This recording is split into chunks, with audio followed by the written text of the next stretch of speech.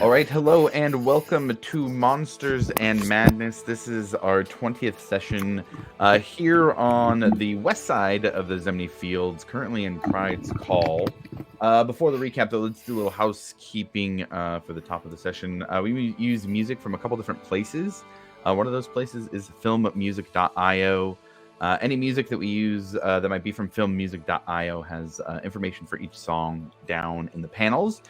Including links to the website where you can get more information, listen to the music, and license it yourself if you would like. And then we also use official music from the folks over at Critical Role. They allow their Welcome to Taldore and Welcome to Wildmount albums to be used in streamed games like this.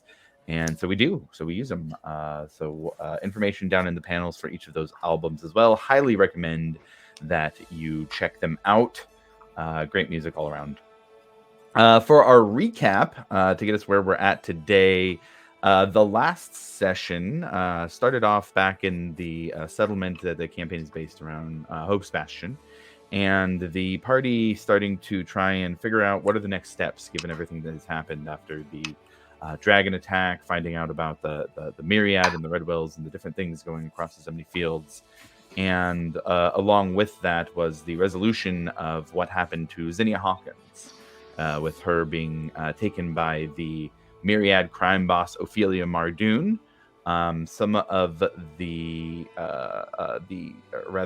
Lumini gained a bit of trust, a bit of information from contacting the Ogden Trust about where a group of Myriad operatives known as the Specialists, 3 spellcasters, were currently holed up in Pride's Call, and that might be a lead that could allow the group to make a move against the Myriad and potentially gain more help or information in finding out what happened to Milo's mother and possibly rescuing her as well.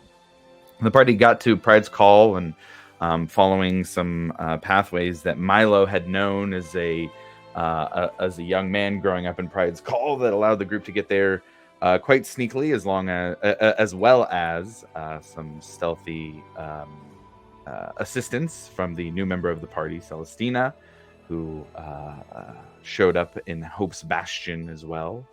The party found the building that the Specialists were in, opened up some combat with them right away, and although it was a tough fight, the group was able to defeat the Specialists. And in looking around at some of the aftermath of what had happened and things in the room, Milo discovered a small gem that was on the table and started to inspect it and what is going on with that gem. That's where we come back in here today. And I will say a little bit of correction. Let me change up the vibe here a little bit as well. A little bit of correction. Milo, you had asked on Detect Magic about the color of the gem and the School of Magic. I had said Conjuration. A little bit of addendum there. That would actually be Abjuration. Abjuration.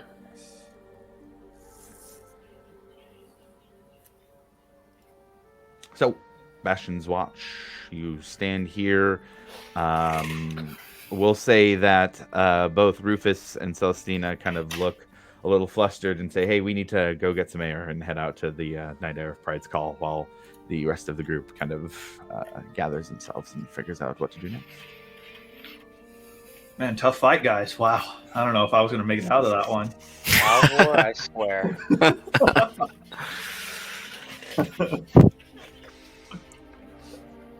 I believe right before we left off, I think I had used my Awakened spellbook feature to like instantly cast Identify on the massive gem.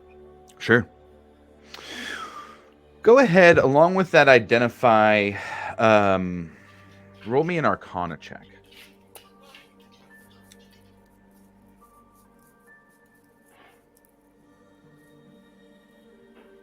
That's going to be a 9. A 9. Okay, got it. Okay. So what you are able to tell as you cast Identify here is that this comes back as a spell component actually. A special component.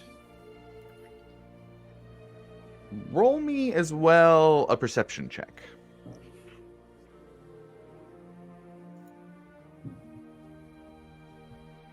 That's going to be a 19. 19. Okay. Along with the identify, you get that from that identify that this is a special component of a spell, and that spell used is a very high level spell, very high level magic. A spell called imprisonment. And as you cast identify, you get back the information both that this component for this spell is trapped.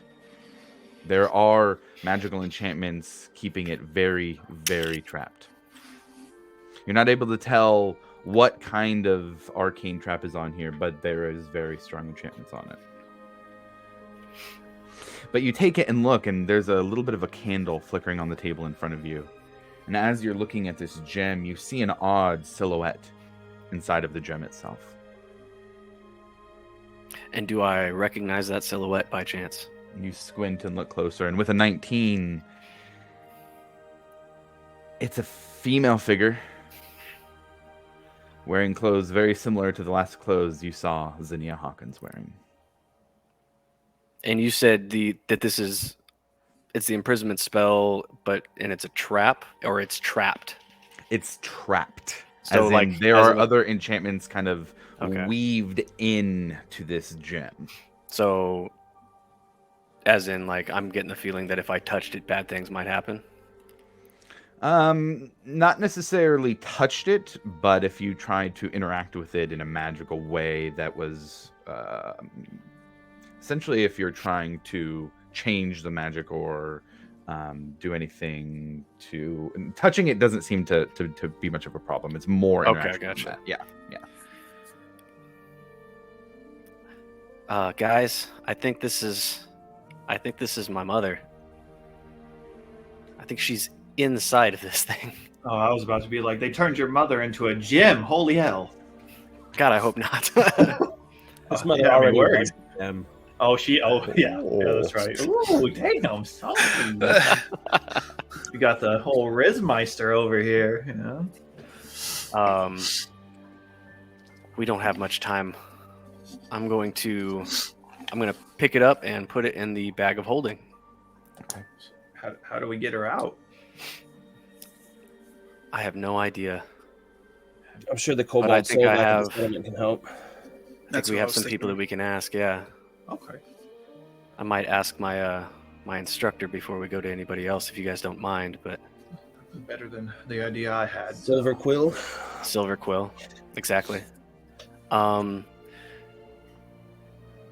Was there anything else around the room that stood out as far as the detect magic? I don't think it's up anymore, but if I've casted identify, but Yeah, as far as the detect magic goes and like magical stuff around the room, there are some various spell components on each of the wizards. There, in terms, most of it's like spell casting focus or stuff that doesn't have like any actual monetary value. There is overall, you do find. I would say actually, whoever wants to take a look around, we could say there's 3 wizards if you want to do 3 investigation checks. Yeah, I was gonna check the divination wizard. I would like to check the table for ale. Okay. I was gonna say, since I think Milo's probably preoccupied putting the gem in his thing, so Okay. I'm definitely looking for some stuff. Need sticky fingers here. This doesn't show up for the fight, but shows up for the shit. Hey, you know, if there's free loot, I mean. Was that investigation? Yeah, investigation. You bet. Dirty 20. A dirty 20. Oh, very nice. Okay. You find a total of, on this one, 212 gold pieces. There is also, let me get to my notes here.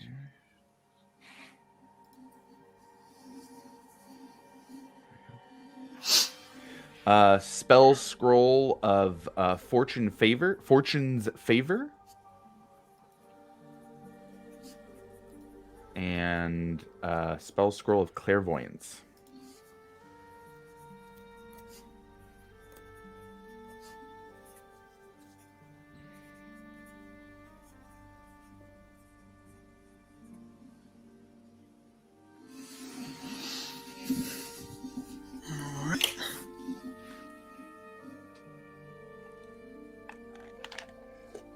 Alvor got an 8.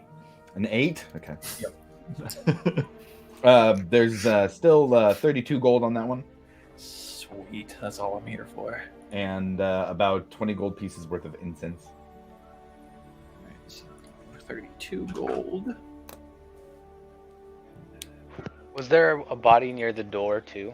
There was the enchanter wizard was near the door. Yeah. Okay, yeah, I'll Ekamos will go over there and see what he can find. Okay. Yeah. Go ahead and roll an investigation on that.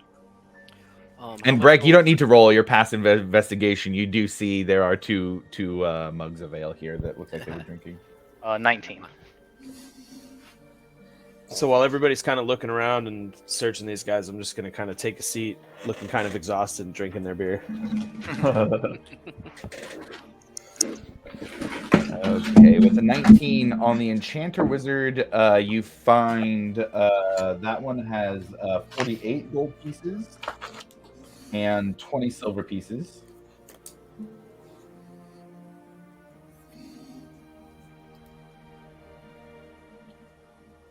And they also have a ring of jumping. Ooh, ring of jumping.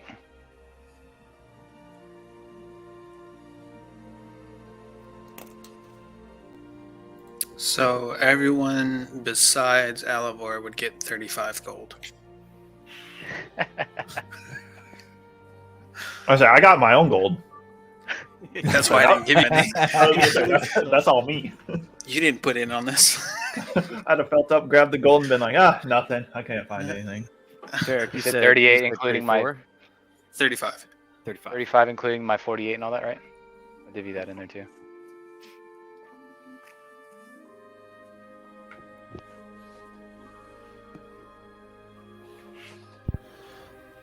So is that an extra 48 split 5 ways on top, or was that including the 48? Ekamos found 48 gold also that he was willing to throw in that pot. Oh, gotcha. So yeah, I just divided mine by 6. Okay. I'll do mine by 6. That's 8 gold. Okay. So 35 plus 8. It's 43 for everybody. Man, I can do the division part, but the adding part, that's the hard one.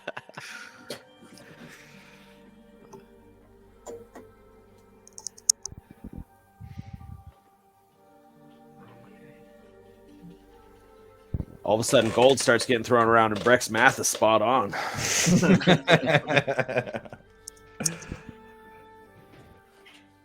Ekamos, you being closest to the front door by the enchanter wizard do hear a scraping on the stone outside of this house. Is anybody else here or just me? I would say right now just you. If everybody else is, I would say, let's see, everybody who was here was kind of back over towards the back room? table. Yeah, the back of the room. So it would just be you that hears it at this point. Okay, I'll just yell out, "Hey, I hear something!" as I'm making my way to the door. Should we go out the side? What something?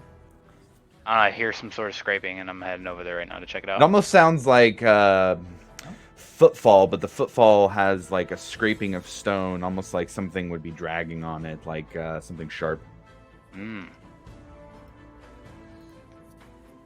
Yeah, I guess I'll.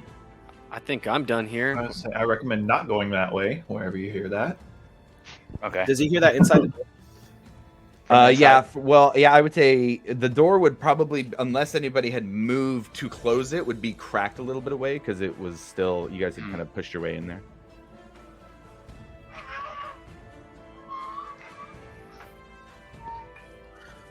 You want me to shut the door or what?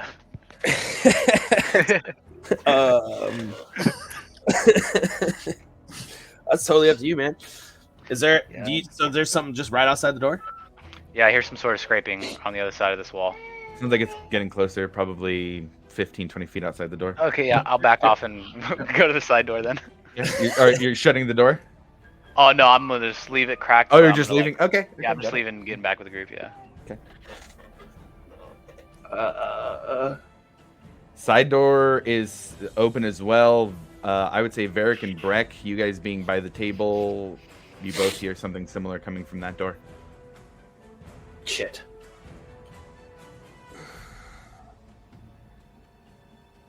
I feel like we should all just push out one door. Yeah, you go first. Should we go to the alley side one? If we push Yeah. out one, the alley side Yeah. sounds good. Well, after you guys. Yeah. After the paladins, as I pat them both on the back. Right behind you. on me then. The one that hasn't done anything. Yes. So Breck leading the group out the door. As you step into the... Oh, what happened to my... As you step into the door frame, you see in front of you a 7-foot tall dragonborn standing right outside the door. I'll send you all an image of what they look like. That's terrifying.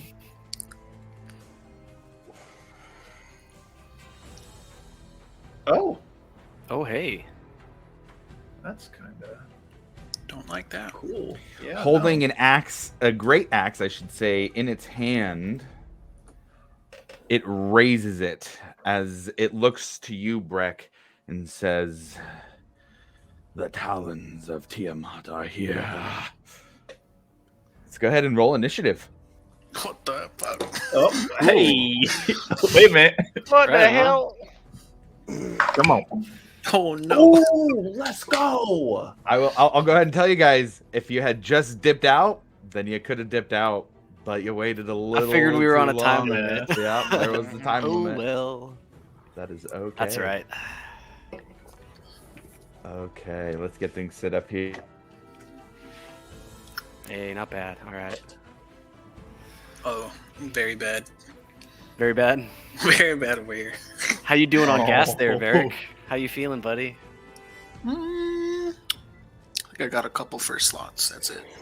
I just remember you went turbo last thing, so I'm hoping you still got something in the tank. I mean, I'm fresh out of second levels.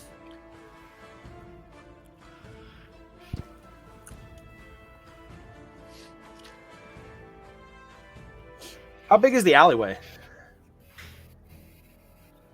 Oh, he's muted real quick. I would say the alleyway is about 15 feet. Oh, fucking rough Okay. day to be a dragonborn. Okay, here we go. Sweet. Okay, so we've got the same map room here that we were in before. We got Ekamos at 11. I see Milo had 17. yeah. What about Varric? Fair got a cool 1. Oh, ouch. Breck, how about you? 10? Okay. And then Alavar?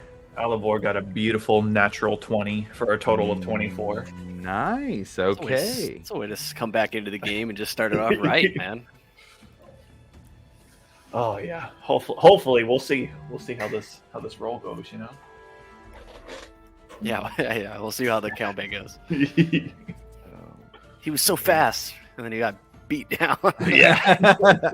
All right. So we are starting initiative here. Alivor, you are first. Milo, you're on deck. Alivor, what are you doing? Alivor's gonna be like, oh hell no, and I'm going to yeet my. How far away is he from me? From you, he is not very far, 5, 10, 15, 20 feet away outside the door.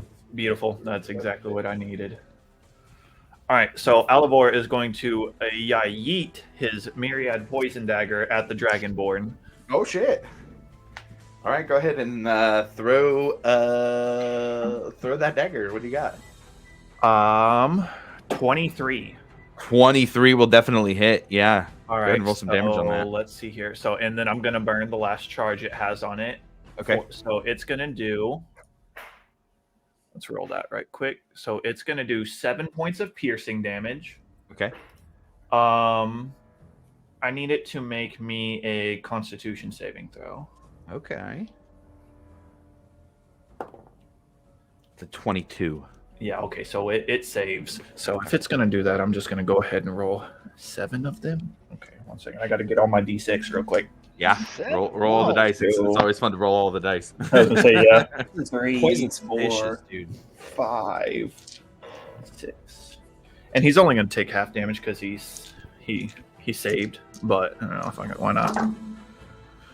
Oh, damn, that would have been nice. So 6, 12, 17, 21, 25, 26, 28. So 14 points of poison damage. Okay, so we got 21 points total there. Would sneak attack work on this or no?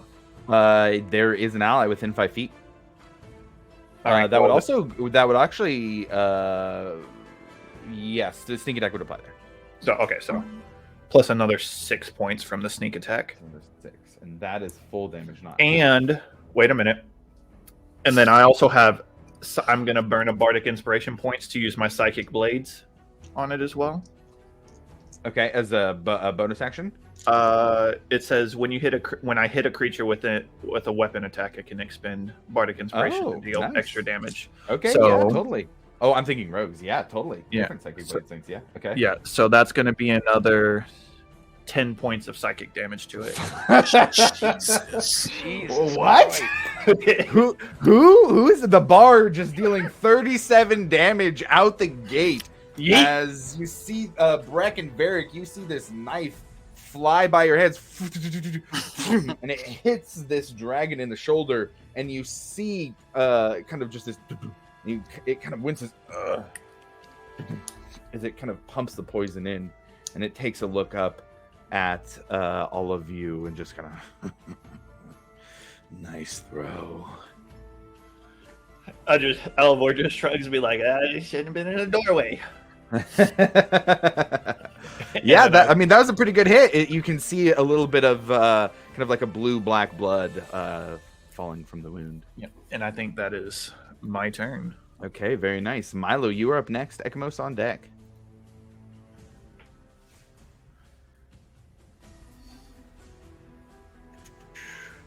Would have been a lot more if you didn't say. Milo's in the back there.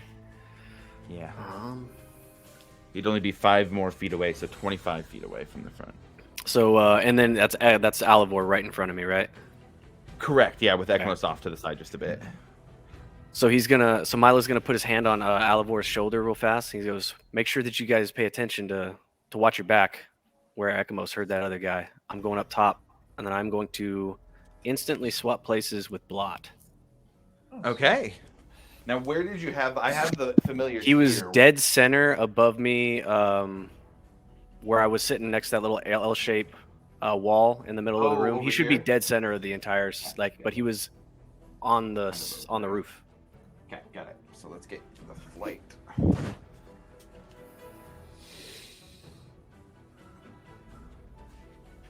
We got flying.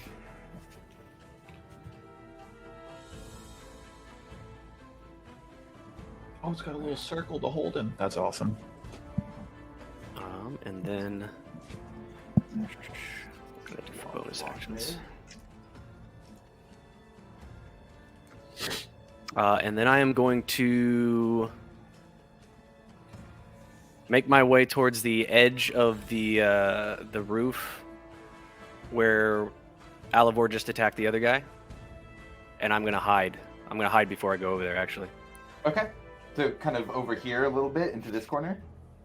Yes, I should be on top of this. I should be outside on top of the roof. Oh, I see where you're going. Okay, so Yeah. you're I gotcha. That's what you meant by up top. Okay, so then you're gonna go kind of up here, but you're outside. Yeah, and then Okay. I'm gonna hide and then make my way to the edge of the roof. Okay. Hell yeah. Yeah, go ahead and roll that stealth check. And then Blot is whenever should I roll that too later? Yeah, you can go ahead and roll initiative for block. Okay. Ooh, gross. That's gonna be a 6 for the stealth check. Ooh. And then You all hear Milo's footsteps on the roof above you. it's gonna be a 21 for Blot's initiative. Oh, nice. Okay, got it. So he'll go after Alivor then. So we could just have him go before you. So when it's your turn, just do blot first. Okay, gotcha. That'll work out perfect. Okay. Anything else for you? No, that's it. All right, Ekamos, you are up next. What are you doing? I'm gonna see Alvor throw that crazy dagger at the Dragonkin, and I'll just I'll move back 15 to my right, Okay. and then see if I can. They're not through the door. I guess I'll just cast I'll just do Eldritch Blast towards the Dragonkin at the door. Okay. Yeah. Go ahead and roll a couple attacks.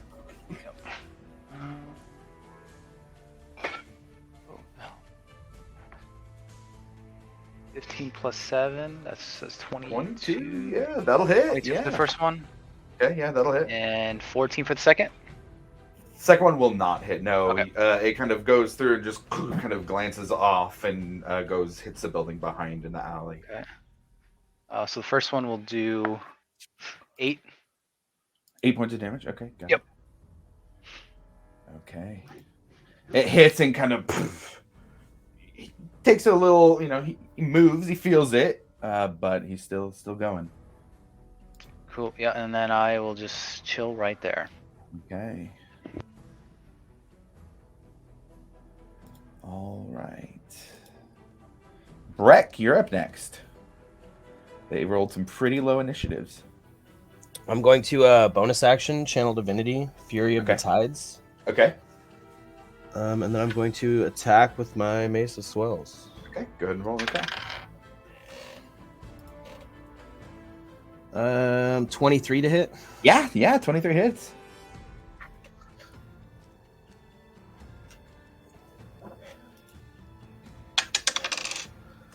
So that's 11 points of bludgeoning damage.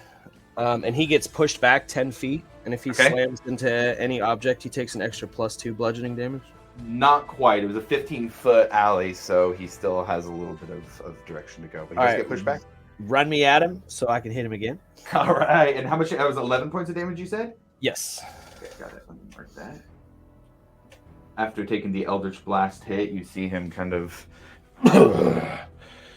and get hit back. You run forward for another one. Go ahead and roll that attack. It's another 23 to hit. Nice. Yeah, that hits. And I'm going to add a second level smite to this one. Okay.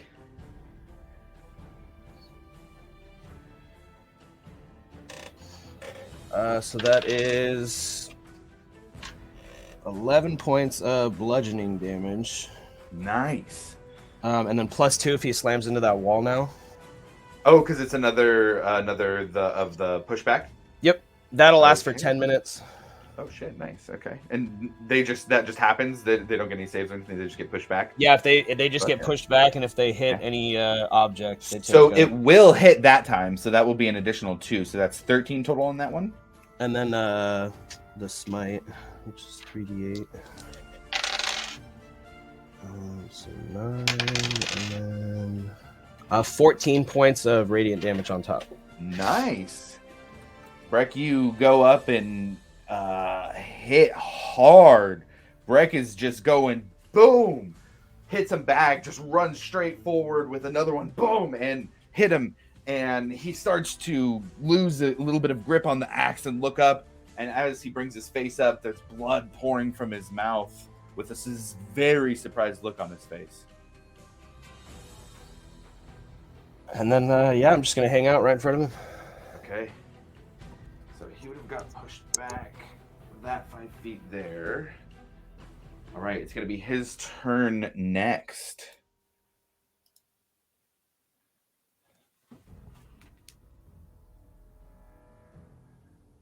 He's going to move up. Let me see here. What's he going to do?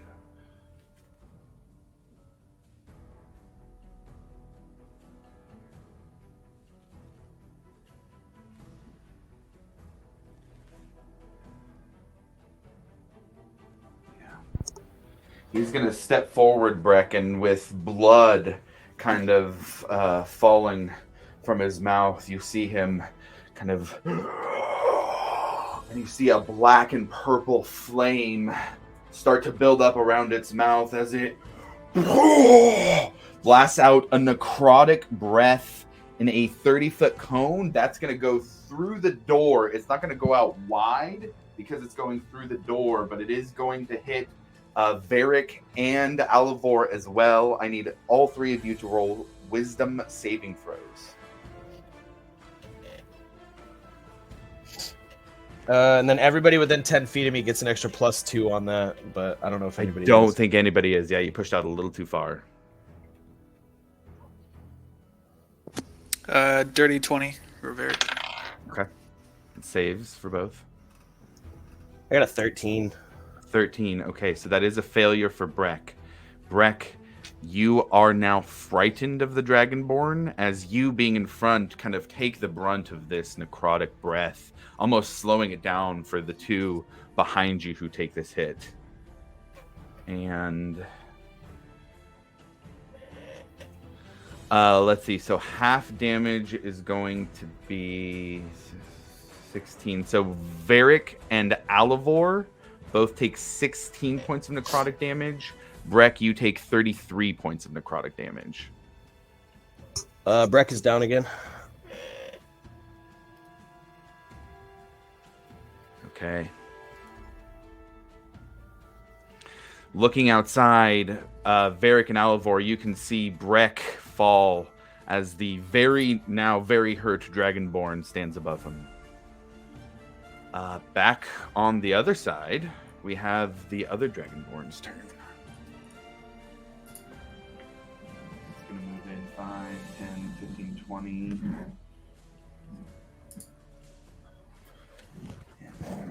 25, 30. I think it's going to action dash. You know what? Actually, it's going to take the dodge action back here. And that's all it's going to do. Varric, you are up next. What are you doing? All right, I'm gonna go attack that Dragonborn. This is obviously within an hour, correct, of the last fight. Yeah. Oh, yeah. This is within minutes. So I should still have Hunter's Mark. Okay. So I'll just use a bonus action to put it on the Dragonborn in front of me.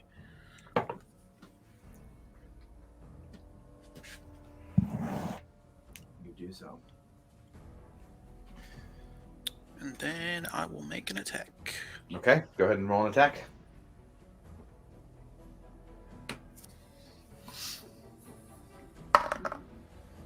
18. 18 just hits.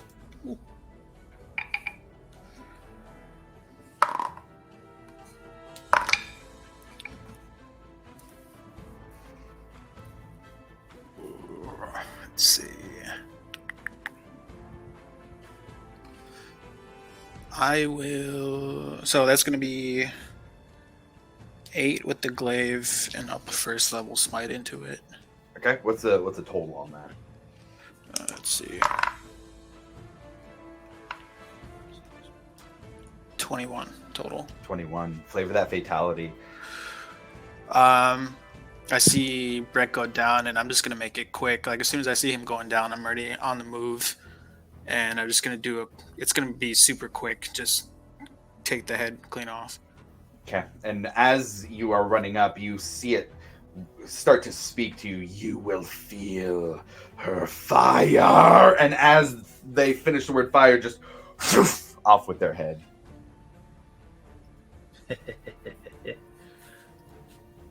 Okay.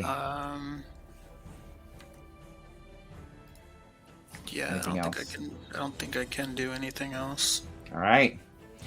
We are back to the top of the initiative then. Alivor, what are you doing? How far is Brett from me? Breck is from you 5, 10, 15, 20, 25, 30 feet. All right, I'm gonna run right up on him, lay my hand on him, and cast Close Wound Okay. on him. I think. So it said touch it in target creature at least. Wait a minute.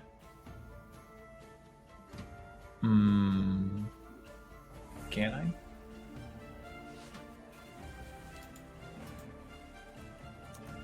Because it says if the creature has at least 1 hit point, it can spend 1 of its hit die. He does not have any of his hit points. Will this do anything then? I would say if... Let me look it up here.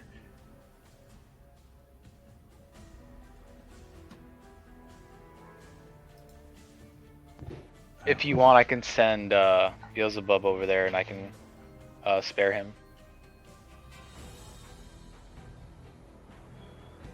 I'm going to have to look at your character sheet, because that looks like a homebrew cantrip? Which one? Close wounds? Oh, No? It says you touch an ally creature and channel their inner life force to cause a surge of natural healing. If the target creature has at least 1 hit point, it can spend 1 of its hit die, rolling the die and adding their con modifier as a result. They regain hit points equal to the total, minimum of 0. Then I would say specifically not. Yeah, looking at it in here. Well, shit. Well, yeah, looking at it, I would say that they don't have a hit point, so that wouldn't work. all right, well, after doing that, Alvor's going to be like, well, I'm not really a healer, but I tried. As I look up at Varric, and then I'm just going to be like, do your thing, bud. And I pat him on the leg and give him some bardic inspiration. To Breck? No, not Breck. Oh, to Varric. Okay. to Varric, Okay, yeah. got it. Okay. They're like, well, I tried. Okay, got it. Okay, all right. Milo Blotton, you are up next. Blot is he that little Yeah, indicator? he's right there? okay. Okay. Look right here. I'm going to send him back to the chimney, 30 Okay. feet. 20, 25, 30. And then I am going to kind of flip to the page that's got the spell on it, and then cast a healing word on Breck. Go ahead and roll some healing damage. Some healing Or damage. healing damage. some points for healing. It's 7 points to you, Breck. Back you. Pop back up. And as I do that, it's like, all right, buddy, you're back up into the fight. I'm going to sprint off 30 feet towards the front door. Okay. So let's get you 5, 10, 15, 20, 25, 30. So this would put you here, but you're on the roof. Yes. So you're not actually in that room. And then I believe I still have an action. I think so, yeah. I don't think I can really do anything. So I'm going to use the rest of my action to dash to the edge. Okay. That can get and I you, like, actually- above the door. Do intend to float down. So Okay. if I can get to the ground, that would be great. I would say if you're trying to float down and you're using your action to dash, then you could float down if that's what you're trying to do Okay. on the other side Yeah. of the door. Yeah, for That's sure. what I'm trying to do. Okay. And that's it. Alrighty. Ekamos is up. Breck, you are on deck. are we trying to finish this fight? Because if not, I think I can make it out the door and we could just dip out. What do we think? I mean, I'm down to kick this dude's ass. I was gonna Okay. say, I'm down for murder. Okay, so if that's the case, then I'll move to like the top right, where I'm like right behind the long table, Okay. like behind that chair next to the chimney. There. Yep. And then from there, I'm gonna charge up an Eldritch Blast. Eldritch Blast. Go ahead and get it in. It is a disadvantage. They are taking the dodge action. Ooh. Okay.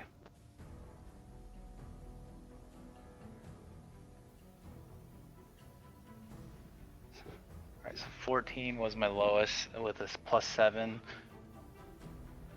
21 to hit. 21 will hit. Okay, second one. 5 and 3. So yeah, that one won't hit. Okay, yeah, you can roll damage on the one. Yep.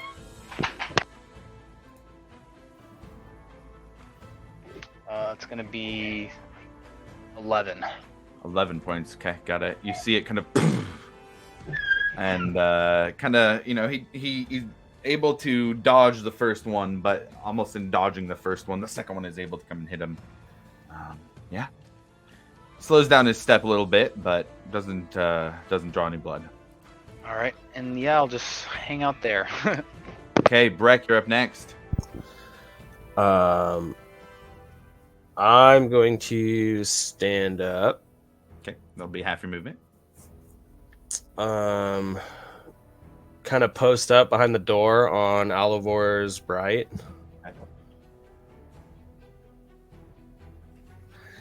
And then I'm going to cast a second level Cure Wounds on myself. Yeah, absolutely. That's probably a good idea.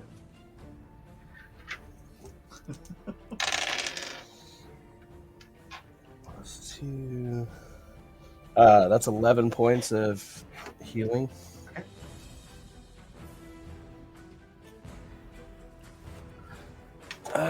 And then, I'm just going to hang out right here. Okay, got it. All right, it is the Dragonborn who is left's turn. They're going to go 5, 10, 15, 20, 25, 30. And this time, seeing the group outside and seeing Ekamos over there, they're going to use their dash action this time. 5, 10, 15, 20, 25, 30 to get right up near him. Oh god. And that is going to be its turn. Varric, you're up next. How far is the Dragonborn? From you, you go 5, 10, 15, 20, 25, 30, 35, 40 feet. Okay. So I'm gonna move max distance towards it. As I'm running, I'll do bonus action, Hunter's Mark. Oh, I definitely did not add Hunter's Mark to the last hit. It still murdered it. And then I'm at 10 feet, so I'll make another attack. Okay. Yeah, go ahead and roll that attack. 21. 21 hits.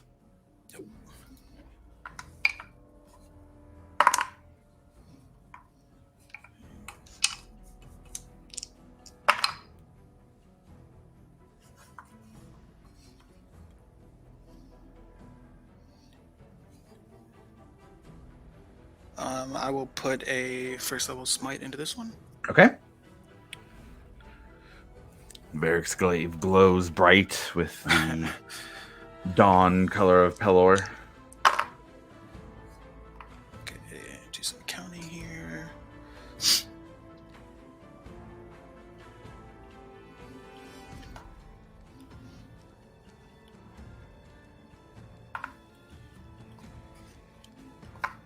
Uh, 24 total. 24 total. Nice.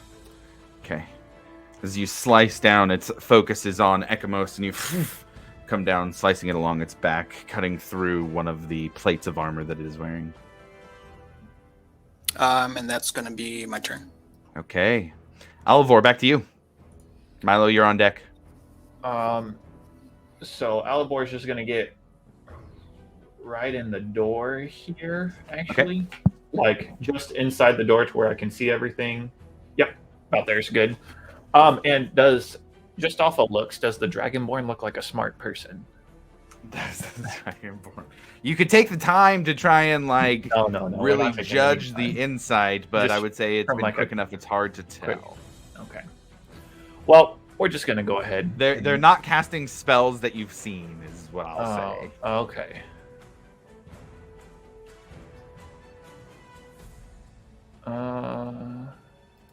All right, so we're gonna look at old boy, and we're gonna cast Dissonant Whispers at 3rd level on him. Okay. So I need him to make a Wisdom saving throw for me. So it is a natural 1, but it is going to choose to use one of its legendary resistances to succeed instead.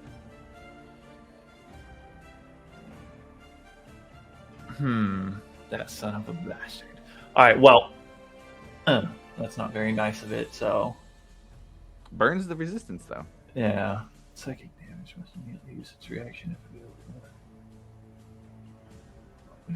half as much as damage. Okay, so I'm just checking damage. 2, 3, 4. Is that 5? All right, so it's going to take 5, 6, 7, 8, 9, 10, 14. So it's going to take 7 points of psychic damage. Okay. You can kind of see it. Um, Reach up to its head with a hand in pain as it takes this mental damage to itself. and then with that, just kind of an image that it gets in its head, just seeing its buddy decapitated, and just trying to give him the feeling that he's going to end up just like Okay. that. Got it. Very nice. And then I think that's all I've got. Yep. Okay, got it. Blot and Milo, what are you doing? Milo is going to make his way up the chimney. And up the chimney, however far that is. Then he's going to try and get back to the center. Yeah, he's going to try and get back to the center of the building while it's on the roof. On the roof. I would say the vertical with Blot is going to be about 25 feet. So I would say if Blot is trying to dash over there, then would probably be about like on the table, but up above. I mean, if he can dash, that would be awesome. Yeah. I don't know if that's the thing he can do, but I think because he can take an action for you. oh right? yeah, and then what's the distance between Milo and that center wall? The center wall is 5, 10, 15, 20, 25, 30, 35, 40, 45, 50, 55 feet. 55 feet. I'd like to move inside, bonus action dash up to that wall. And then I'd like to actually get on the other kind of like, I want to be able to see Breck when he enters the door.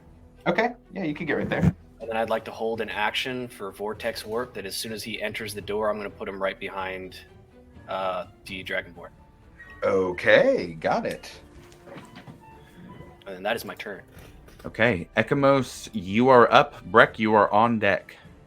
All right, I'm gonna try to keep that 5-foot gap from that Dragonborn, so I'm gonna move back, I think 5 feet to my like upright, Okay, and then towards the chimney a bit. yep, and then I'm not gonna move all the way into the corner, but I'll be 5 feet prior to the corner of the wall. Okay, So like I guess 1 square. Yeah, perfect. got Right there. there. And then yeah, I'll face the Dragonborn and cast another Eldritch Blast. Yeah, go ahead and roll a couple. All right. That's not gonna hit. Oh, that one will. Nat 20 plus 7. Oh yeah, double that damage. Hell yeah. Perfect, because I rolled an 8. So 8, 9, 10, 11, 12, so that'll be 24. Doesn't double the modifier. Oh, my bad, I'm sorry. So it would be no, this- 20 total. Oh, okay, my bad, yep. Sorry, I got baby screaming in the background. Yeah, No, that's 20. totally okay. That's Beelzebub, but kind of squealing for excitement in your critical hit. All right, nice. Yeah, you deal 20 points of damage as the bolt comes down, hitting it between the shoulders. Anything else for your turn? That will be it. I'll just be like, oh boy, help me out here. Okay, Breck, you're up next. You want to walk me in that doorway? And walk in the doorway. As you walk in the doorway, you all of a sudden zoom, feel the pull of teleportation magic as Milo's vortex warp goes off. Do you want to wheel me around the Dragonborn to put me between it and Ekamos? Sure.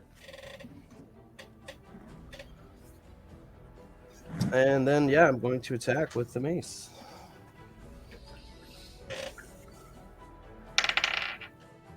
Dirty 20. Dirty 20 hits. 9 points of bludgeoning damage. Okay, 9. And then I'm going to attack him again. Okay. This one's a 17 to hit. 17 just misses. Yeah, you bring down your mace again, and they take their great axe and just push it off towards the ground. Yeah, then I'm just going to hang out right here. Okay. What color Dragonborn was this?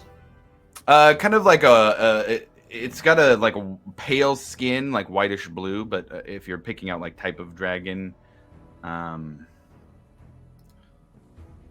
So it's not green. no, it's not a green one. No. Fuck.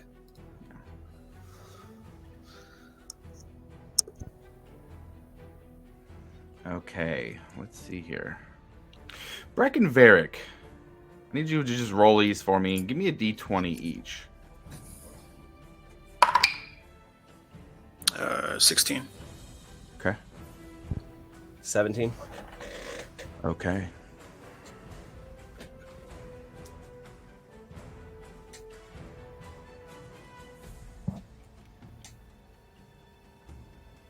Can it do it this way?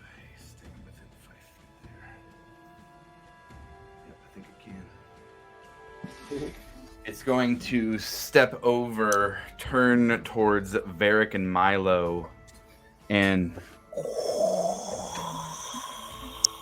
start to pull back its breath.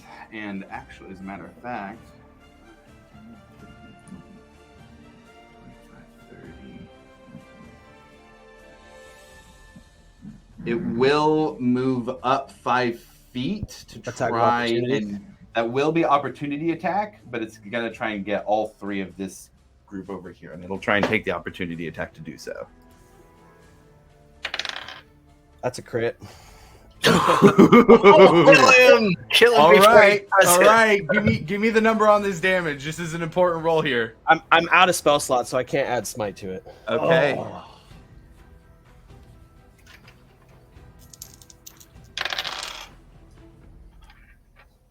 15 points of bludgeoning damage. 15.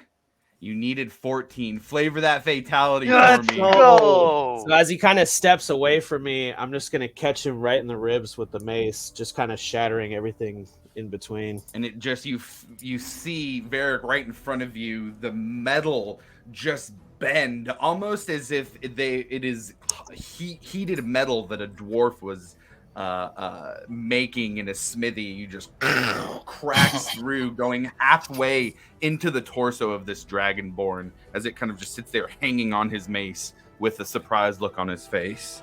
And it looks down and it looks up.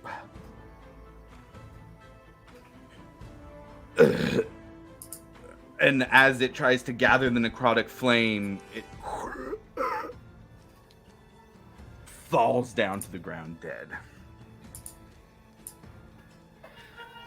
Thanks, Breck. I feel like that was about to hurt. That Yeah, it was didn't definitely Didn't about feel to too hurt. good when the other one hit me. Let's see. Shall we quickly grab their shit and leave? We have Yeah, time to grab their shit, man. That didn't work out well for us last time. Well, I was gonna say, Alivor's definitely gonna. I'm gonna run and go grab my dagger Okay. out For of, sure. out of the other one. And can I pick up his head as well? Since Varric chopped it Yeah, off? that's quick enough. Yeah, absolutely. I'm grabbing my dagger and the dragonborn head. I'm like, let's leave. I would like to just quickly go over one body before I take like the closest Yeah, just body a sweep. on the way out. Not Yeah, a go ahead very and- thorough search. Okay, let's do investigation check then for that. All right. It's gonna be a 16 for mine. There's the great axe. There is the plate armor that's on both of them. Let me double check to make sure I'm saying that right. Yeah, there's plate armor on both of them. And then they each have on them a small like standard, like a necklace. I'll take that. They both have a red crimson cloak. It doesn't seem to have any magical effect or anything. Would it take time to get the armor off? It would. I would say it would take full doffing time. Yeah. Yep. Nope. Okay. So I'm gonna grab the pendants or the. Okay. And then I'm gonna take off. That's what I'm gonna. Okay, got it. All right, the group all heading out. Yep. Okay. Where are you all going now? I don't know where we are, so. Pride's call. Oh, okay. Should we just sneak out the same way we came? It's probably the best. That's it. I go over to Milo and be like, "Hey, could you put this in the bag real quick and hand him the dragonborn head? I want to be seen, carrying this. I don't think that's a good idea, but Yeah, I guess the best. I just open it for him to drop in there. Do we like hear anything? Does it like fall, slap up against anything as it goes? Yeah, there's like Down? squelching noises. Yeah, Ooh, it's ooh, still bleeding. It's been not a minute since this head was cut off. It's still like dripping blood. All the stuff, man, is now just We're gonna have to clean some of that It'd be stuff fine. off. You've got that prestidigitation or whatnot, That's Clean true. it Yeah, up later. I'll do it later. All right.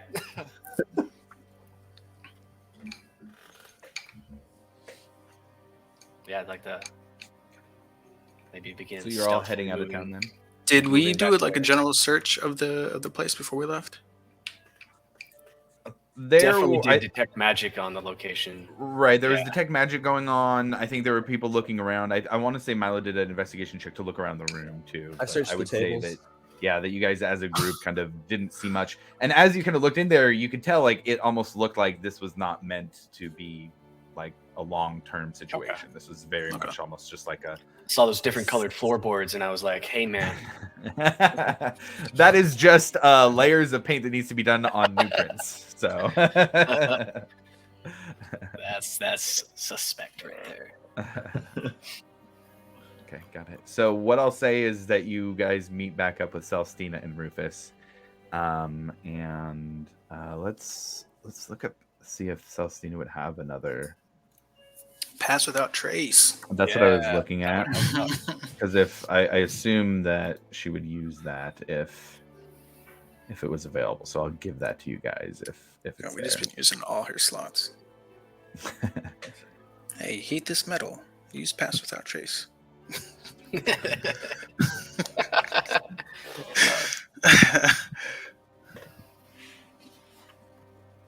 That is such a clutch spell. Yeah, it is.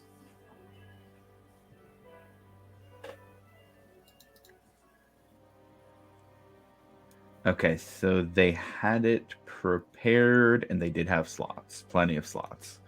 So I'll say that if everybody's trying to get out of Pride's Call, that you can roll without the pass without a trace bonus. So plus 10, but everybody roll a stealth check to see how that goes in getting out of the city once again. And we did clear up that was like the whole agenda for to try and free up labor as well, right? Was that one building? I mean the thought I think with the agenda coming to Pride's Call was like the more work you can do against the Myriad, the more work that can be freed up. Freed up For us, basically. yeah. So if you guys wanted to stay in Pride's Call at this point, Pride's Call is pretty rife with Myriad. So that would be a different overall thing. But this was kind of, hey, we heard of the specialists being here, so here's this info. There wasn't any other info here that you could find on the Myriad, but you're in a town where they're pretty heavy. So if you were trying to do something else, yeah, you absolutely could. Now's the time. Well, I'm spent. Yeah, I feel we should probably still RV back at the cart, just to rest up. Breck's not looking too hot. You look tired. I'm tired. Yeah. Alivor just got here. I'm beat, man. That is... Yeah, I say we get out. Okay. Yeah, I agree. Now- It's been a long day for Brick. Yeah, and we're at nighttime now. I will say, any travel at this point, we're rolling for exhaustion because we already had a full day of travel to get here. So with my feature as well. I can That's travel right. You for can push. 18 hours a day. All right, scratch that. Scratch that, you assholes. You get back to the. Well, first let's do the stealth checks. Let's at least get the stealth checks in.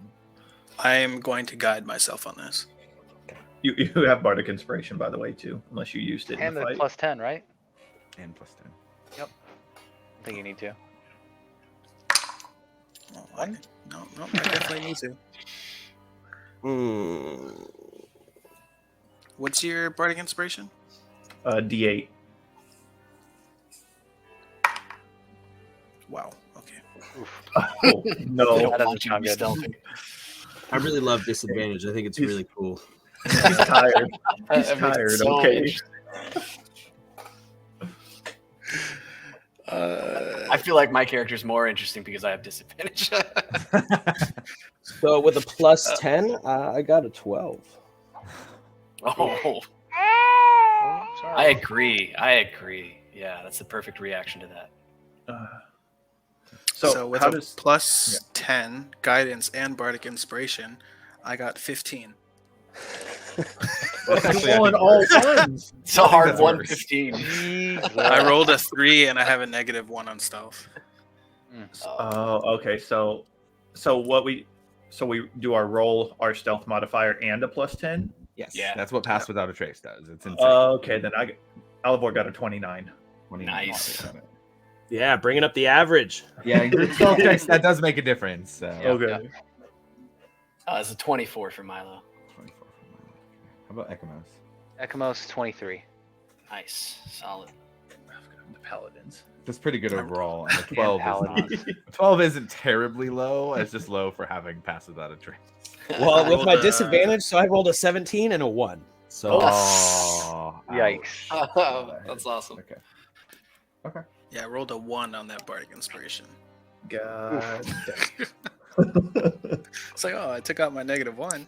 Better to have those rolls at the leaving the city afterwards than during the fight where people were going down. Yeah. All right, so the party gets back to the cart without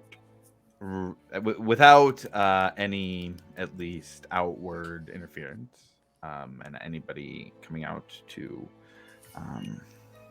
go after the group or anything like that.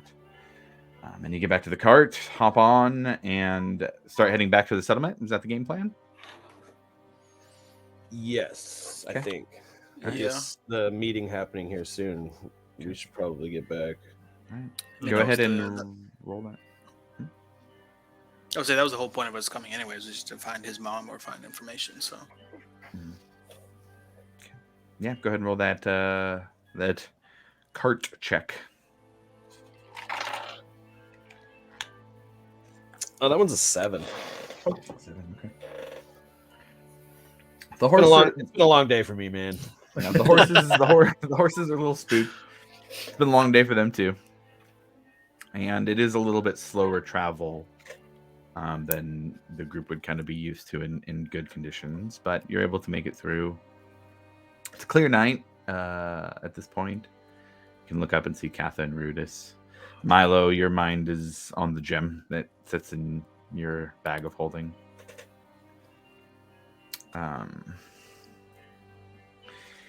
And the contents of it, what it means, and what might be a solution. Varric, go ahead and roll me a perception check for you. oh god.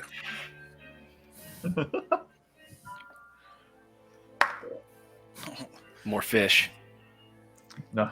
Or a golden door. More This door. This goddamn. The Oh, yeah, fucking whale. This time it's a whale. It's Just gonna drops be it on the cart. Solid 9. A 9. Don't say a word. Tired. I don't see anything. Yeah. It's off in the distance that you see this odd gleaming. It's just kind of, you can't tell what it is at first. You get closer, probably about, you see it about 500-600 feet off. You get a little closer after a couple minutes. 200 feet, 100 feet. You recognize a very familiar door in a tree that it's attached to, with a little bit of a glowing in the night light. Nope, not today, Satan. The group heads out the rest of the way, with eyes up towards the sky, listening for large wing beats. Yes. Oh, As the night passes, the group, tired and weary, as the sun starts to break over the ridge of the mountains, make it back, seeing the incomplete wall here in Hope's Bastion. safety. This goddamn wall. And with that, the party is back to Hope's Bastion. What would you like to do here? You're greeted by 2 Crown's Guard, familiar faces. They look like they're relieved to see you back. What time is it? Early. 6 Early. a.m. I'm going to give Milo those scrolls. So it was a scroll of Fortune's Favor and a scroll of Clairvoyance. Hey, thank you, Breck. Do you mind maybe sitting with me later? Or Breck, Eric. Eric. Thank you. It's been a long day for all of us. You're welcome, man. Oh shit. Ungrateful ass. Oh, I'm sorry, Varric. Well, now this might be a lot to ask, but do you mind maybe sitting with me later, helping me go through these? Yeah, after some well-deserved sleep. Absolutely. Is anybody And sitting I'll- up in the front of the cart with me? Yeah, I'll be up there with you. I'm just gonna kind of hand the reins over to Ekamos as I like roll off the cart. I just I'm gonna go over to where Breck is, and I'm gonna start to cast floating disc, and okay. then I'm gonna Breck. start like hauling his lifeless body up onto the disc. Yeah, Breck, you're just kind of laying there, and you just feel lifted up off the ground, and you kind of have a thought for a second: "Am I dying?" This is it. Laura, take I'll me. just As start they walking start, us to our rooms. as he starts to walk off, I'm like, wait, Milo, my head. Can I have my head? Oh yeah. Say, want to grab my dragonborn And I head. just, and I just wanna- like, open wide the bag of holding for him to like jump This into is to go dead grab. Dragonborn. Say, I just want to look at it and think of what can I do with this thing. Just, Is it like still dripping? Have fun with that, Alivor. Oh, I will. It's not. It doesn't. I mean, I wouldn't say it's like actively dripping a lot, but if you were to hold it there like that, every 15 seconds or so, there'd still be a drop of blood. So, Would I be able to Sure. use Firebolt and like No. singe the end of it? oh, I thought he was gonna set What I my- would say on is I'd fire. make you roll like probably an Arcana check to see if you could, or I just like a straight Wisdom for your spellcasting mod, or I guess if It's whatever, charisma. yeah, Charisma. I would say with whatever your spellcasting, just a straight Charisma, to see if you're able to control it enough to only do that. That's if you want me to. No. It's my head. Let's say.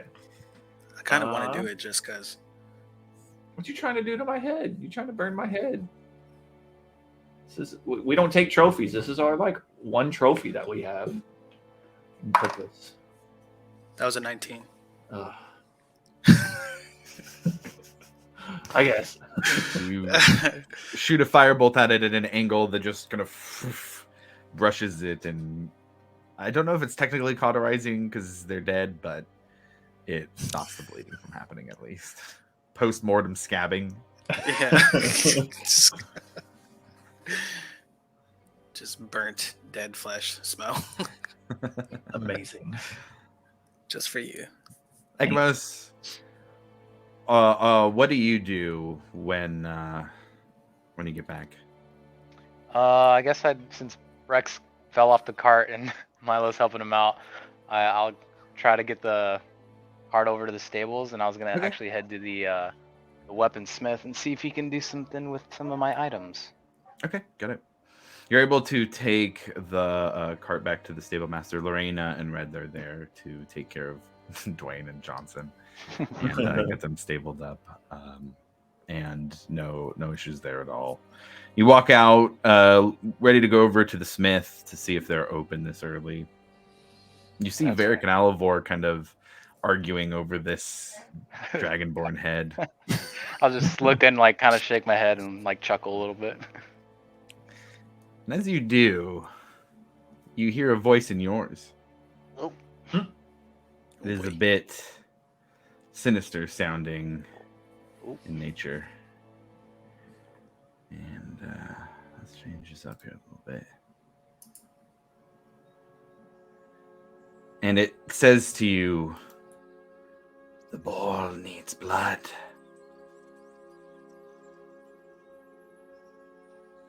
Do I have to talk out loud for him to hear me, or can I think it?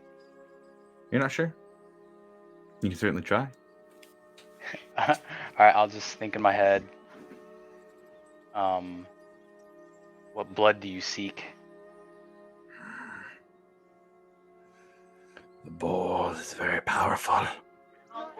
I'm tied to one of great, great power.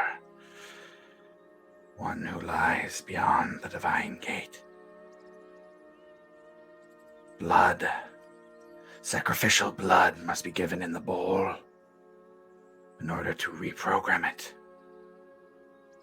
To send my magic, to send my connection into it. You must have the last drop of blood that gives life to one in this bowl. The blood of an innocent.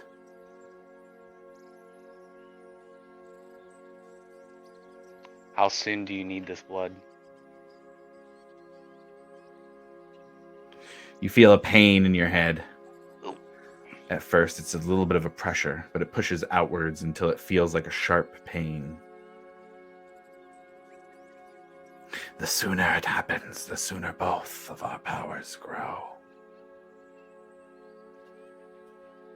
But if it does not happen, the longer it takes, the more blood I shall take from you.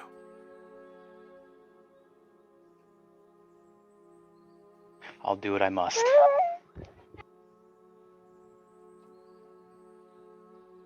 Good. And almost as if it's kind of like everything being gray around you, color returns to the world. Oh boy. Kind of like snap out of it. And then kind of like make a mental note of this bowl. And I'll head to that blacksmith if he's open, Okay. if anyone's near. It does look like Bowen is there. He is working on some stuff early morning. And you kind of feel the heat of the fire. He doesn't actually have anything that he's working on currently. You don't hear the hammer hitting anything. Looks like he's getting some pieces of wood, putting them in the kiln and getting it heated up. Kind of looks over to you and gives a head nod. Ekamos. Hello. Earlier we were out of Bastion's watch, and I found some of these swords that have fungus on it. I don't know if that'll help you out with whatever you got going on here. He kind And of takes I'll them, hand inspects him them the a little. fungus swords, yeah, the long swords that I was able to pick off the guys. And I don't know if this is anything I can work with. It's more natural than anything else. Right. Certainly interesting. If you Mhm. don't want them, I'll happily take them off your hands. Yeah, sure. Here, and I'll just go through my backpack and pull out the two swords and hand it over to him. Great. Thank you. Mhm. If there's anything you need in return, I'd be happy to put something together for you. Do you by chance work with like leather armor? I can. I'd have to probably get the materials in, so it might take an extra day or two, but Right, I can do that. for sure. What Yeah, are you thinking? just something to increase my my armor. I just got this kind of like normal light leather armor. If you can dazzle it or do any of your cool stuff with it. I can add studs to it at least. Yeah, Might for add some sure. extra protection and stuff for some of the little bit of metal added on there. Stop some of the stronger attacks. Okay. Do you need it, or do you want me to come back later? If you want to leave it with me, I can add it to your current armor. Otherwise, I can put another set together and we can do a trade for what you have now.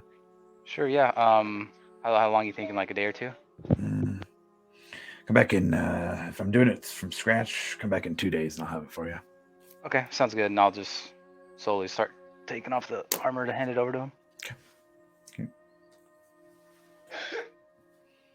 Do so and hand it over, and he takes a look and he grabs like a little piece of chalk and starts making little, looks like little circles or X's in different spots for different modification. And he starts to go about, and if you're giving him his armor, he was talking about doing it from scratch. Actually, if you're giving it from his armor, it'll only be a day. Okay, I'm giving him my armor, so I'm like. Yeah, then taking it just off. a day. Yeah. Okay. Do you need any money up front, or is there trust? no. You want me to just come back later? No, we'll call, if I'm just altering your current armor, then we'll just say trade for the swords. Okay, sounds good. I guess I'll see you in about a day, and then I'll head out and try to link up with the group. You see Milo moving Breck into his cabin on a floating disc. Like kind of look and be like, what in the world is going on here? But other than that, I think depending on what Alivor and Varric were doing, I guess I should say, what is everybody doing at this point?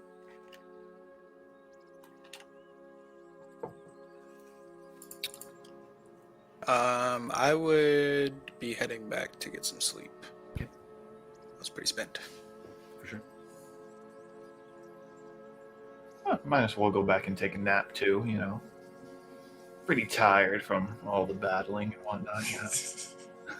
Okay. I'm already napping on my little flying Nimbus cloud here. Yeah, Milo would have like put him right above his bed and then dispelled the spell, so he just drops like the 3 or 5 feet to like just drop his mattress. Okay, got it. Have a good sleep, Breck. As I was slowly and kind of painfully make my way back out of the. Got it. And then I'm going to make my way to my own place of sleep and do the same. All right. So Nekamos, you head out and see that you kind of see the remnants of everybody going into their own individual cabins. And Yeah, I'll take for the hint months. and head to my place. Okay, got it. Before I do go to sleep, I am going to just take the sending stone out. I know Lumini's probably like 20 yards away, but I'm going to like fall onto my mattress and just pull it out and be like, we're here. We got a few things. We'll meet up once we're done resting. Okay. You just hear back in response, rest well. You know where my tent is.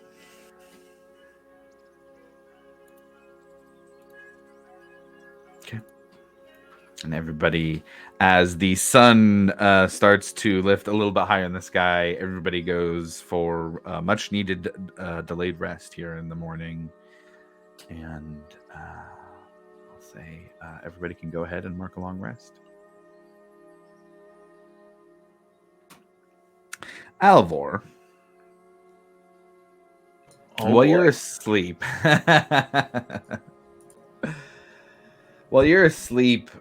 a familiar dream comes to mind. You wake up, but it's odd. It's like viewing a movie that you've seen a million times, but from a different angle, from a different shot. You're standing in front of the crowd, hands bound in front of you. My hands are bound. Mhm. Oh, that's no bueno.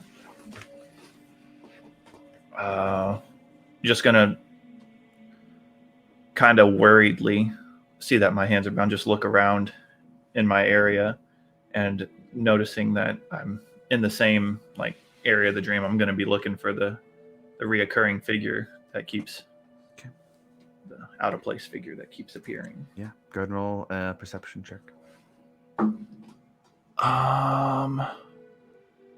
21. 21. Very nice. Traditionally, you have really bad rolls on these. I know, yeah, it's normally horrible.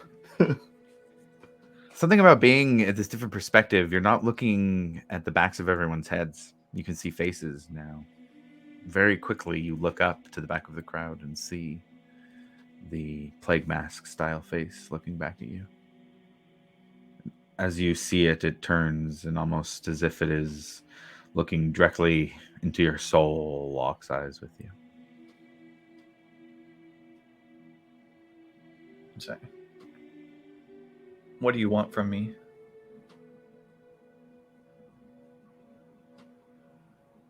Quiet. Saying, why do you only appear in my dreams?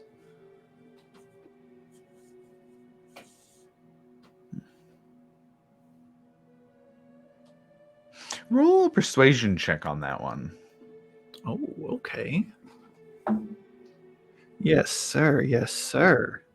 26. You have not asked for me to be anywhere but in your dreams. Do I you don't even- desire my presence elsewhere? I don't even know who you are.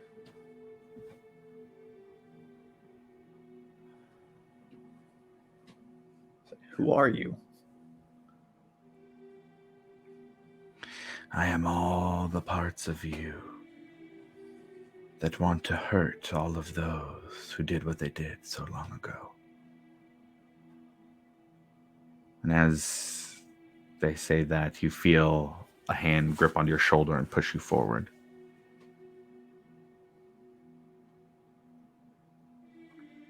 And they push you forward 5 or 10 steps. You grab the back of your shirt, pushing you down to your knees till your neck lays over a chopping block. You look up again into the crowd and see in the front row now the same figure.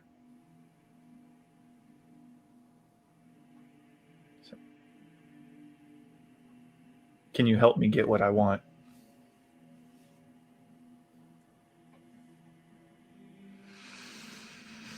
A black and orange fire starts to burn in its eyes. And you feel its warmth as if it is a bonfire raging 10 feet high, even here. You can almost hear the crackling. Even though it's a small fire, all you see is just a bit coming out of the eyes. You look to the one who is holding you down, shielding their face. Starting to... You see bits of flame start to overtake their clothes. They step back, unable to hold you any longer. The flame starts at their boots, and as they start to scream out, "Ah! Ah!" You are no longer being held down on the chopping block. Oh, perfect. Then I'm gonna stand up and just like stand over the person that's like starting to fire, and I'm gonna try and just, I guess, egg it on, make it worse, make it like just. And as you do, you feel the fire respond to that. You think it, and it grows, and the screams grow more, and you look out to the crowd around this figure. The 4 or 5 people who are standing around it in the front row start to look down, and you see smoke coming from their feet. You smell it. You hear whispers. What's going on? They're burning. You look at the figure, and it's staring straight into your eyes. You can burn them all if you choose. All those who stood aside and watched as everything was taken.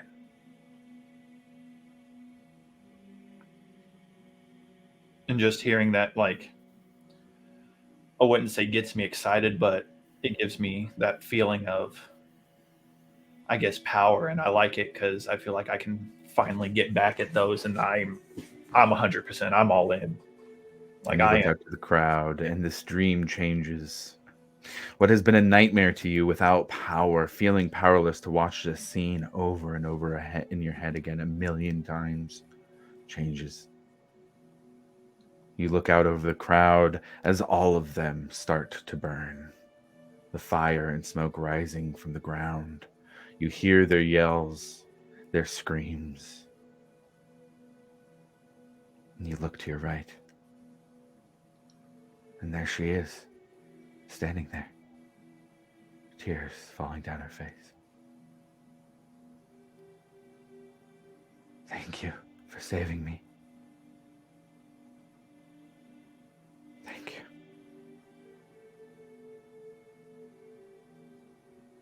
And you wake up. Yeah, I wake up, tears in my eyes for sure. After hearing that, oh yeah. And you look to the off to the left of your head where you're sleeping.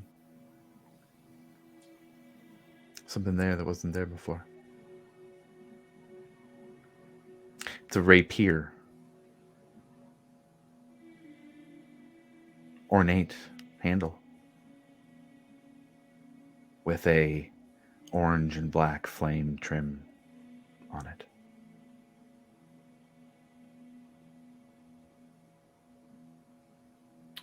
Oh yeah, I just want to pick it up and like inspect it, just really give it a good look over, just admiring the. Yeah. You look at the blade, and it's an interesting blade. It seems normal color at first, but in the right light, almost turns to a blackened color blade. Another way the light hits it, orange. Almost prismatic in its changing appearance. More than anything, though, you feel powerful while holding it. You know that this is a gift.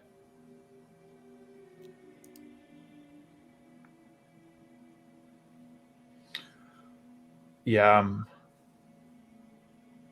I don't know how to explain it, but I feel a sense of like I finally have control and I can do something, because this whole time I felt powerless, just a bystander, barely. But now with this and with that dream, I finally feel like I can actually take control and do something.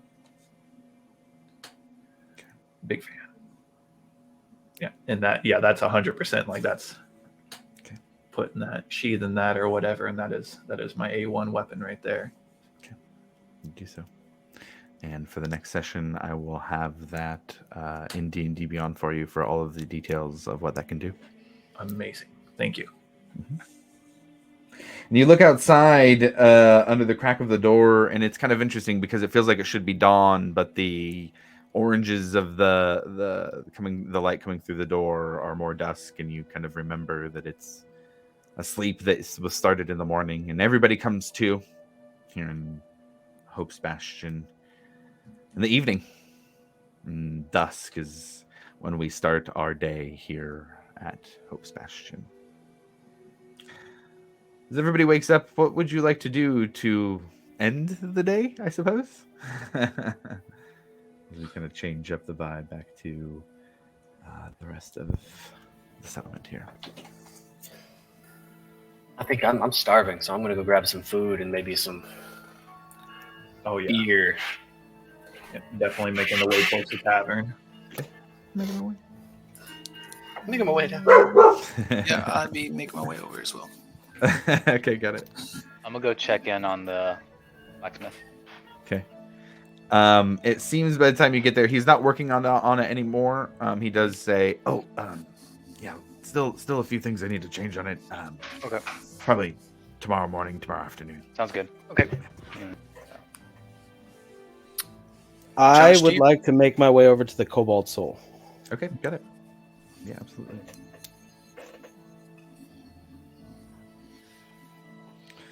You head over to the blues and golds of the Cobalt Soul tent and see outside currently Orvo doing a little bit of physical exercise, getting in just a little bit of stretches. Looks like a little bit of sparring there with Voth, who is there. Okay. I think Brandon was about to say something. I don't want to interrupt. Yeah, him. what was the question?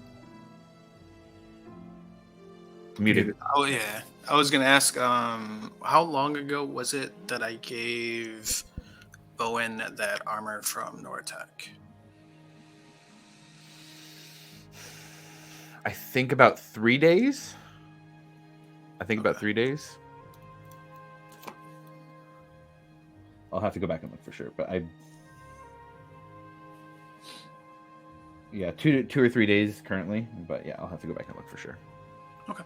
Yeah, that's all I had. Cool.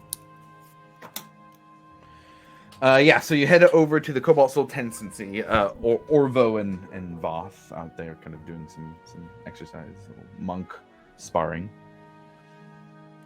Yeah, I'm just gonna give a call out to Orvo and Orvo. Do you guys have any enchanters here that I could speak to? He kind of stops and walks over. Hello, Brick. Unfortunately not. No enchanters with us that we brought out to the settlement. If we were to send to one of the larger archives, perhaps in Rexentrum or Zadash, we might be able to have something commissioned, or call in an enchanter who's out in the field to work on something. What did you have in mind? Well, earlier today and last night, I had a run-in with a problem I haven't really ran into. A lot of spells were thrown my direction, and I couldn't really do anything about it. And he kind of gives a look back to Voth and a look back at you. Yeah. It's sometimes hard being a physical fighter in a world where people can turn you into an animal or kill you outright. Yeah. Yeah, definitely. This shield here, I was wondering if it's even possible to be enchanted with the ability to deflect spells. That is quite a powerful enchantment. One that we might have to look to more skilled enchanters than the Cobalt Soul has access to. I can certainly do some looking around. At the very least, I could point you in the direction of those who might be able to offer that kind of enchantment. Though I have to advise that will likely not be very cheap. What would something like that? What would that be the range? You know, what would I be paying? I would expect that it would be no less than 15,000 gold for the ability to deflect magic back onto the user. 15,000. That is quite a powerful enchantment, and not necessarily one that groups like the Cerberus Assembly would want many to have. All right. Well, I truly appreciate the info, Orvo. Of course. Anything we can do, Cobalt Soul's here. Go ahead and put a rain check on that calling in an enchanter for me. I can at least find if there's anybody who does it. I can get you a list of names if you'd like. That would be incredibly helpful. All right. Will do. I'm just gonna kind of take the little dwarven, clasp on the shoulder, and then bow, and then take my leave. Go back to the bar. All right, got it. And Breck, you arrive just as most of the group is arriving, and we'll say that everybody gets there kind of about the same time. And as you walk in the door, it is pretty. The atmosphere is pretty festive. It feels one of the more energetic nights at the Friendly Ogre in this, kind of small small tavern relative to larger ones in some of the big cities. But you can see that there are a few laborers out here. There's Serenity and Michonne coming out and bringing out plates of food and drinks to the patrons who are here. And you do see that off in the corner, there are three people at the table, two very recognizable, especially to Milo, Laix Silverquill and or Professor Laix Silverquill and Professor Caleb Widowgast, sitting across from a blonde woman. From this side where you guys are sitting, you can see that she does have a scar on her face as well. And Laix looks over to the group and sees Milo, kind of acknowledges you, Milo, with a relieved look on his face. I would like to make my way over to Laix's table. Okay. You do so. Is that going to be everybody or just Milo?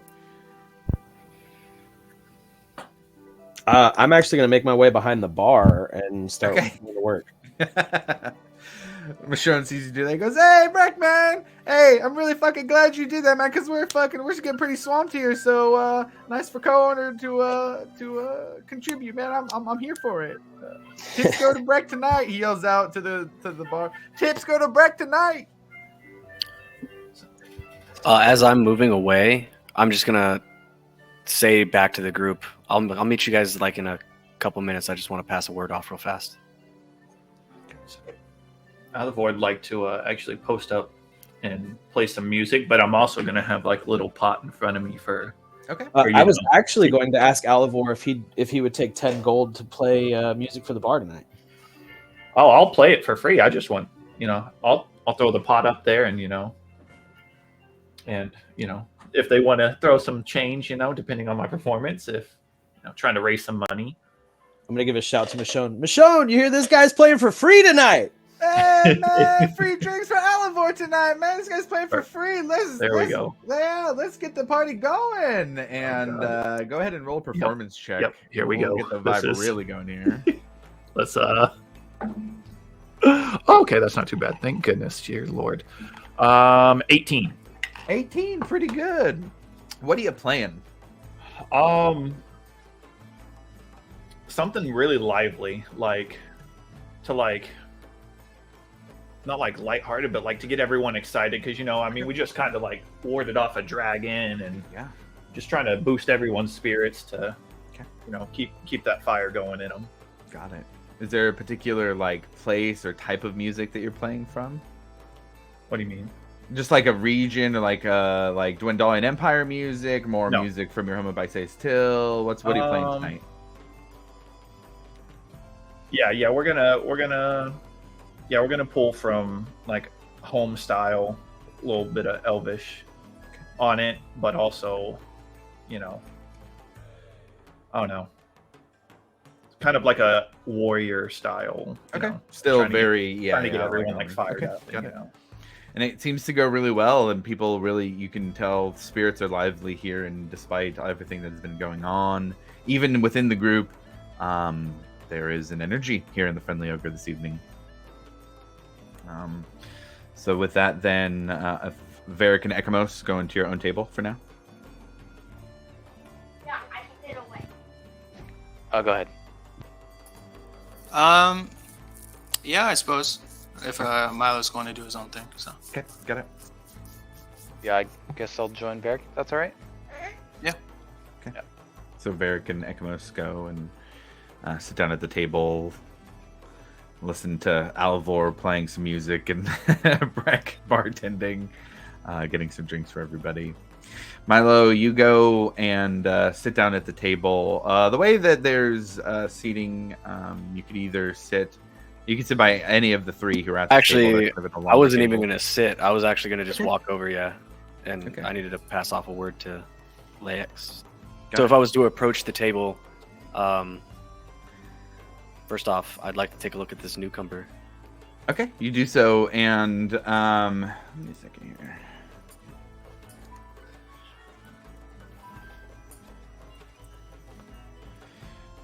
Yeah, you take a look and you see a woman who's probably around 40s, 50s.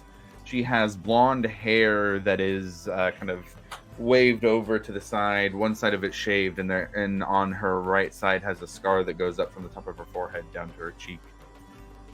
And as you are looking there, looking at her, Professor Widowgast is the first to speak up and say, Milo, might I introduce you to an old friend? This is Master Astrid Beck. She is the Archmage of Civil Influence, and a member of the Cerberus Assembly. It's a pleasure to meet you, miss. The pleasure's all mine. I've heard some very interesting things about you, young Milo. If it was coming from these two, I'm sure that it was well overestimated, and I give them a wry smile. As well, I've heard very good things about this Bastion's Watch that you are a part of, and hope to hear more with everything that has been going on. Yes, we have lofty dreams for our quaint little town here. And then I'm going to place a hand on Laix's shoulder. Professor Silverquill, I have something very important to discuss with you when you have a chance. He says, I can take leave now if my compatriots here are not offended.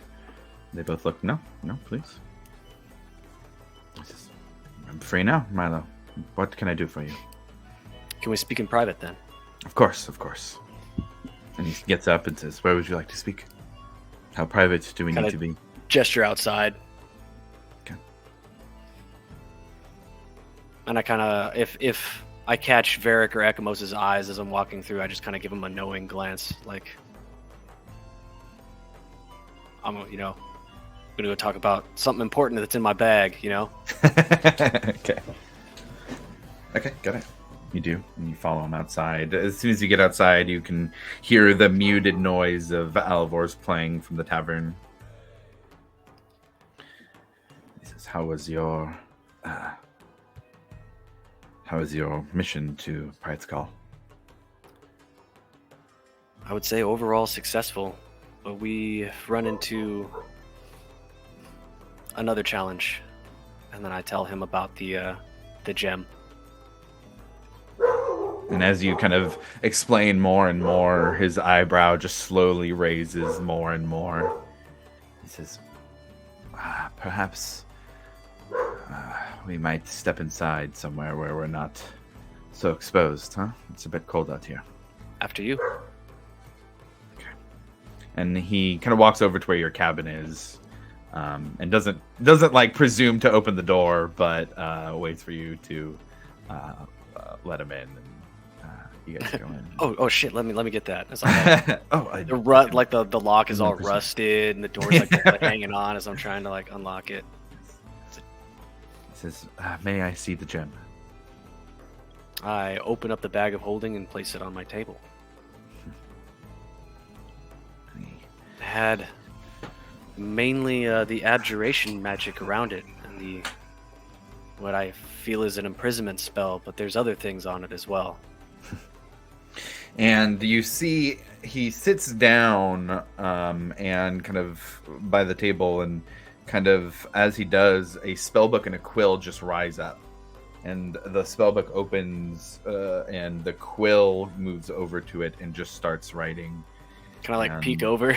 Just yeah, peek over his yeah, shoulder totally. He's writing down. Like already, he's just writing down the things that you told him, and like you can see at the top, it says a first-hand report from Milo Hawkins, and it goes into saying all the things that you said.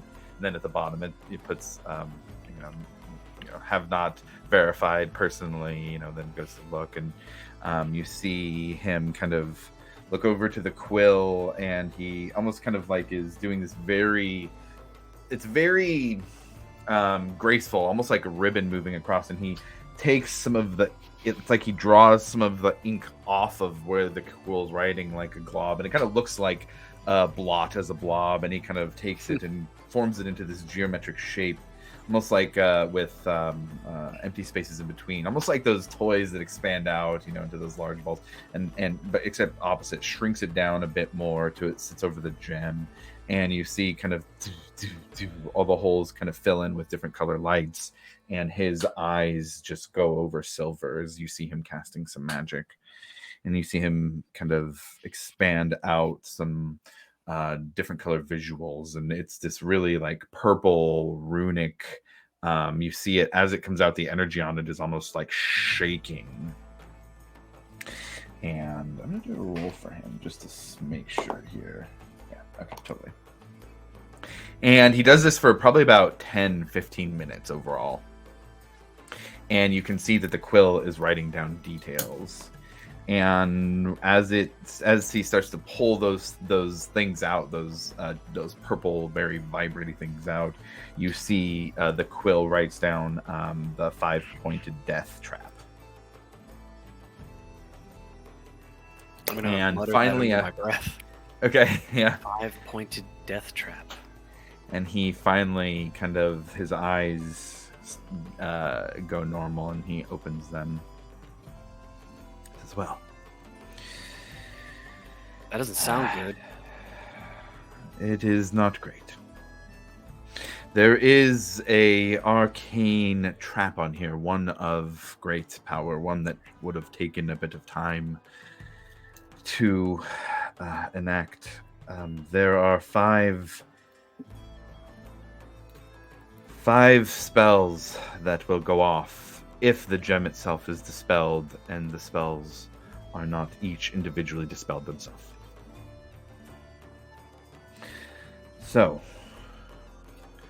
I believe that I have the necessary strength and my magical ability to dispel this gem, but we would need 5 others to dispel each of the spells involved in this trap.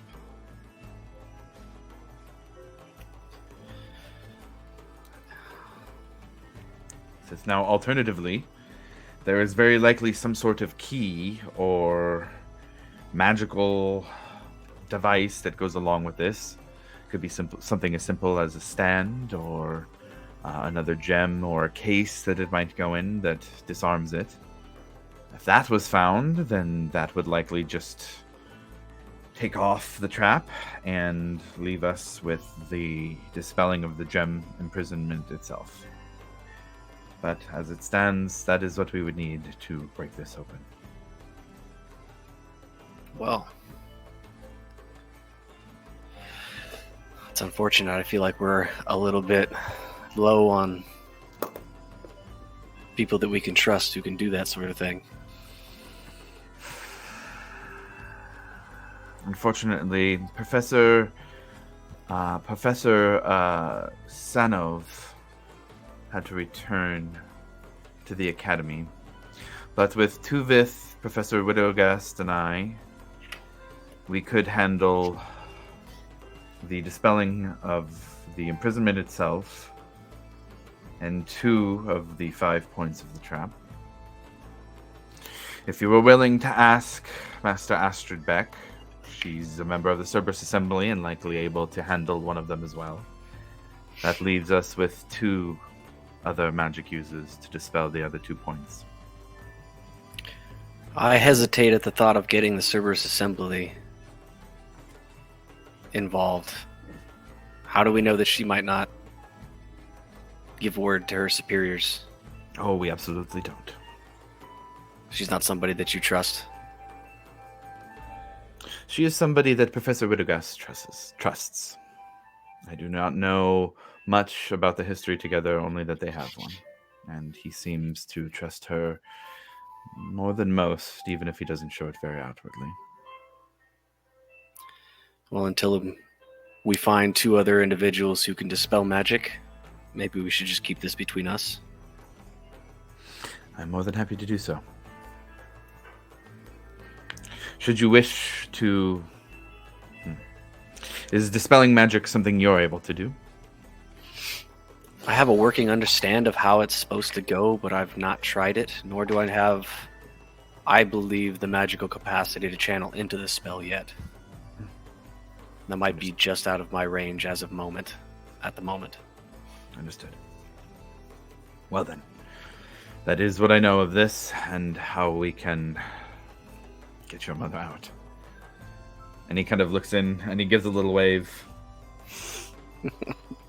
And you see in the gem a little wave back. Hi, Mom. All right.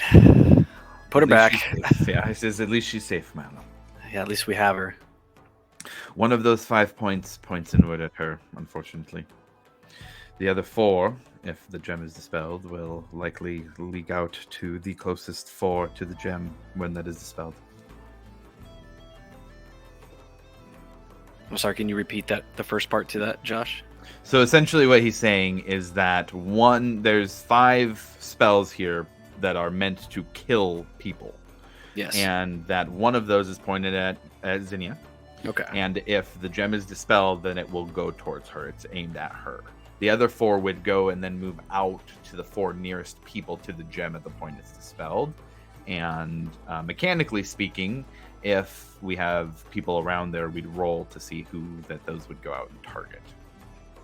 Generally being, I would say that it would, if the other 4 have people that are trying to dispel them, then it would first target those who are trying to dispel. Cool. That's going to be a good time.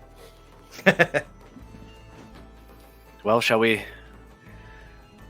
return before anybody starts asking questions about us? Good idea. Need a drink after that one. Thank you for the help, Professor. Oh, no. Milo, I am just your teacher. The help that you give is from your friends. I can offer guidance, nothing more. Well, I definitely know how to help him right now. I think I'll go grab another round. The great unifier.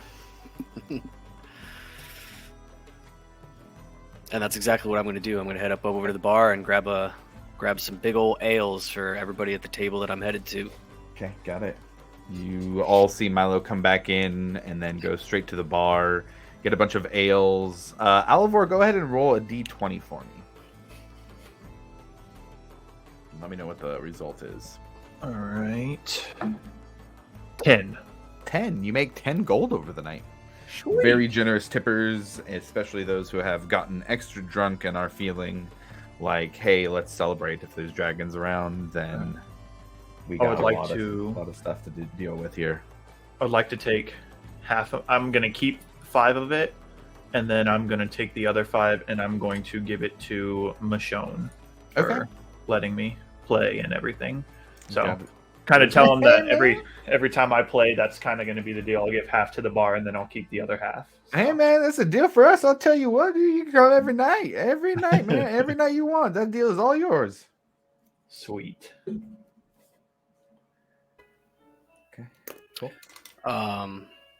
Would after like bringing down the ales on the table, would Milo like brings out his spell book and looks at Varric? All right, let's see what you brought me, man.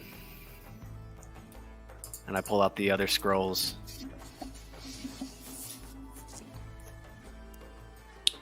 And I'm gonna untie them and look at them, spread them out, and look at these, Silcine. Quite interesting. Another Dunamentic spell. And it looks like this clairvoyance spell probably would come in handy as well. Those pesky divination wizards. It might be pretty fun to use too. I'm going to magically summon my quill into my right hand. Varric, did you want to? Yeah, of course. Do you want to check how this goes? You want to see how this goes? Yeah. Give you a little pat on the back. Good luck. I appreciate that. And then, like, my nose just goes to work as I start transcribing the scroll. Game time. Okay, got it. All right, go ahead and roll those Arcana checks to see if you can do so.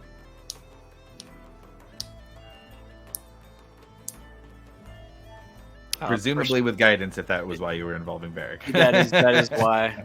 That's why I figured I was there. Plus, it's transcribing magic. Everybody loves that, right? It's going to be a 21 for the first one.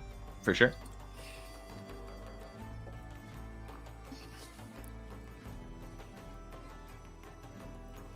And which one were you doing first? The Fortune's Favor? Clairvoyance would have been the first Clairvoyance one. first? Yeah, and then Fortune's Favor is going to be a 25. Oh yeah, no problem. Quickly and deftly you transcribe the spells into your spellbook. Oh man, my hand, every time, it's 4 minutes of straight writing. Cramping up. Let's flex it. Thank you, Varric. You know, man, you just inspire success. That's what it is. You inspire success. Hey, it's not me, man. I'm just the conduit. Well, It's then, the big all man hail Pelor. upstairs. As I bring my hands together in a steeple-like. Wait, so Milo's literally doing this? Cool.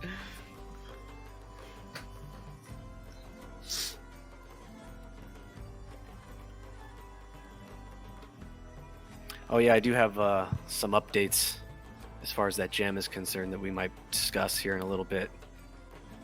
Yeah, for sure. How many people does it look like it's pretty?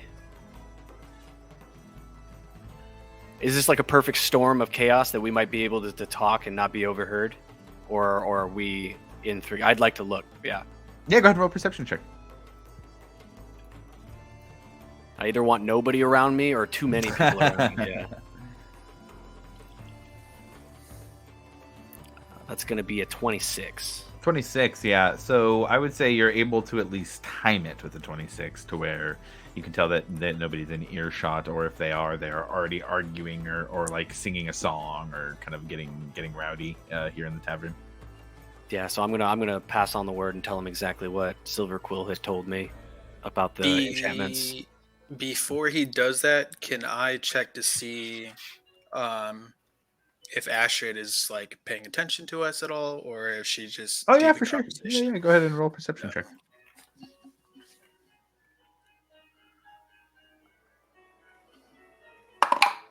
That is 16. 16. You do see like that she gets a glance every now and then, but you can tell like her ears aren't really like look like they're trying to turn that way or anything. It doesn't look like she's trying to listen.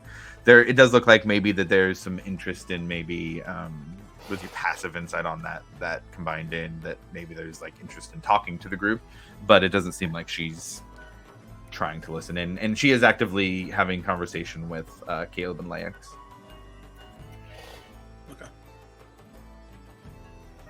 You were saying?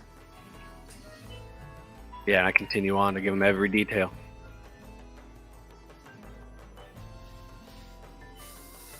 Well, that sounds like a walk in the park, right?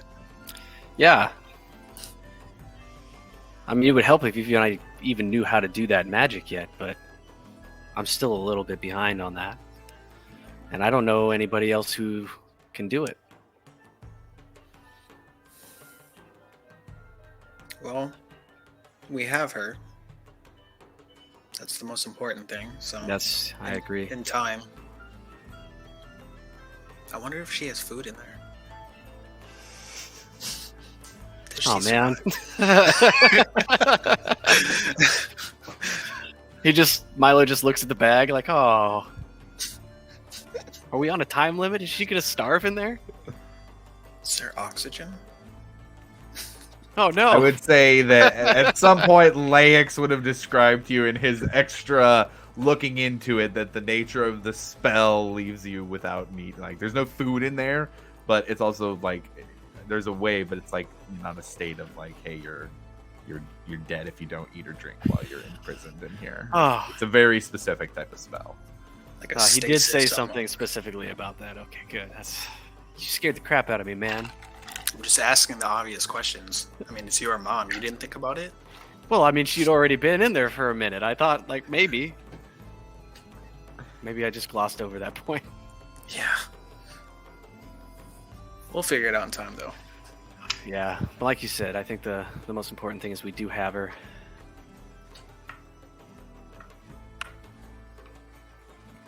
And I'm going to take a huge draw from that tankard then. Yeah, easy enough. Couple You gulps. can DOS boot that thing if you wanted to. Yeah, I think I am.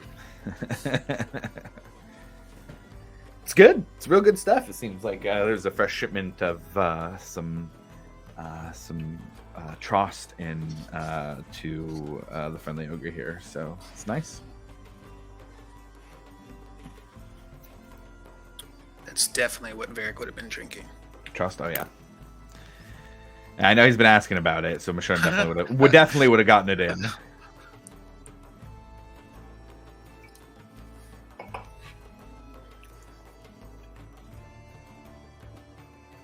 I think throughout the night, Varric would have definitely been keeping tabs on Astrid. Okay. Yeah, and I would say based on all the stuff we had been doing before with Varric's history checks and looking into that, he would recognize. Yeah. I definitely pulled that up as soon as you mentioned her name. Yeah. I would say the rest of the group all sees Varric kind of eyeing the table with Laix and Caleb and Astrid as well. Laura's gonna be like in a quiet whisper, who's that? I don't know who that is. Oh, at least I don't think I know who that is. Well, it's one of the people we're going to be having a meeting with. One of the big boys, or big gals, I guess you could say. Yeah. Spooky. Yeah, definitely. Could be, depending on which side we're on. No, we'll be fine. I'm sure I we'll like be to okay. I like to err on the side of caution, especially with all the things we've had going on.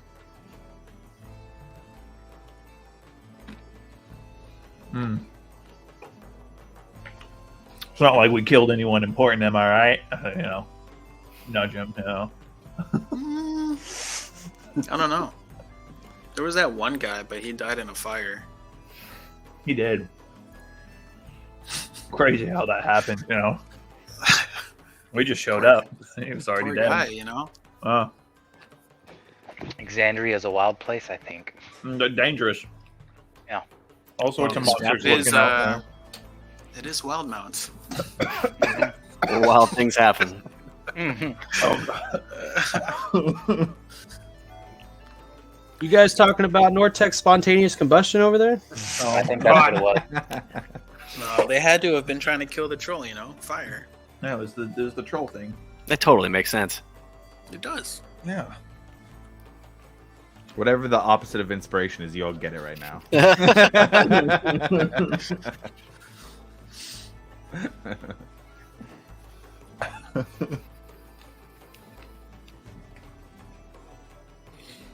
What time is it approximately?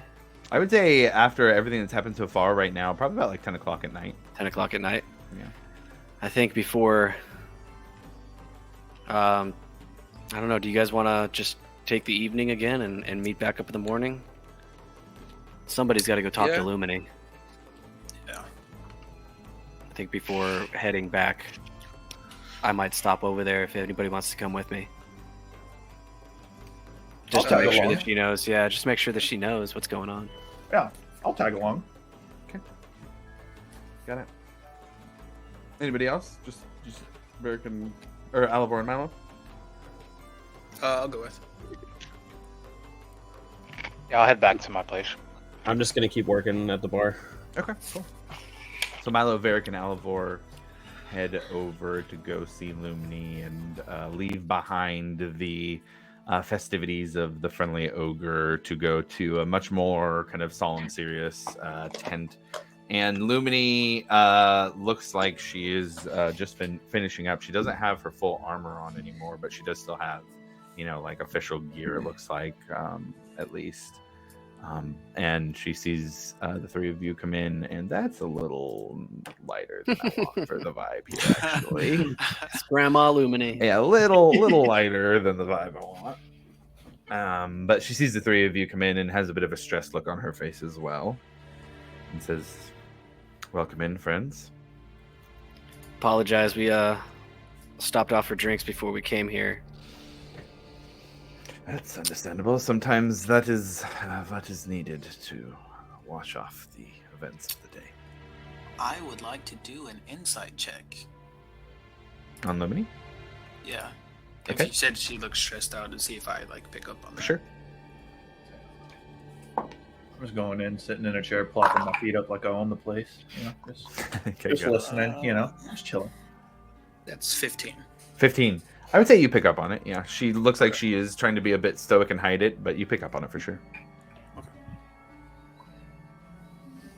So is everything all right? Well, not sure if you're aware at this point, but we have at least one Cerberus assembly member in the camp already, and the other two will be arriving in the morning. And anytime they arrive, I always get a bit tense, shall we say. I mean, that's justified. Yes, Milo and Alivor, no offense, but those wizards are very...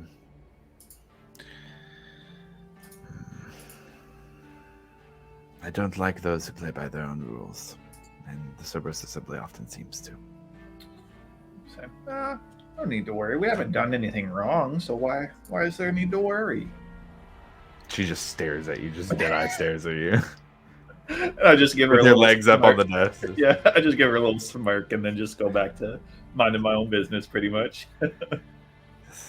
Tell me, how did the trip to Pride Skull go? I think it went actually pretty well. I mean, I think you'd call it a success. We were able to find the address. We took care of a few people inside that you might hear about later.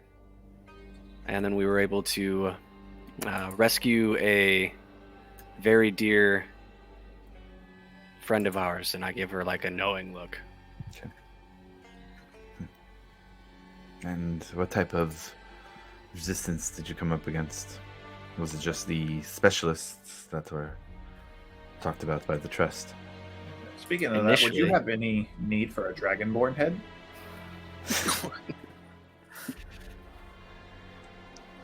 Another Dragonborn, huh? Couple of them. Got one of its heads if we can They find showed a up. use for it. That is certainly a development, is it not? That the Dragonborn are working more and more closely with the Myriad? I'm going Oh. to pull out one of the pendants that I pulled off of one of the Dragonborn bodies and toss it to her. Say, do we see this pendant, and do we know, any of us know what this pendant is? Yeah, give me a second here. That's weird. Yeah, so you take off the pendant. What I would say is the three of you at this point can roll religion checks. Religion checks. Yeah. The bard does not go to church. No, I did not. Alivor got an 11. Better than my 9. 22. There it is. Yeah, 22. Varric knows exactly what it is. It is the a talon, essentially. It is got.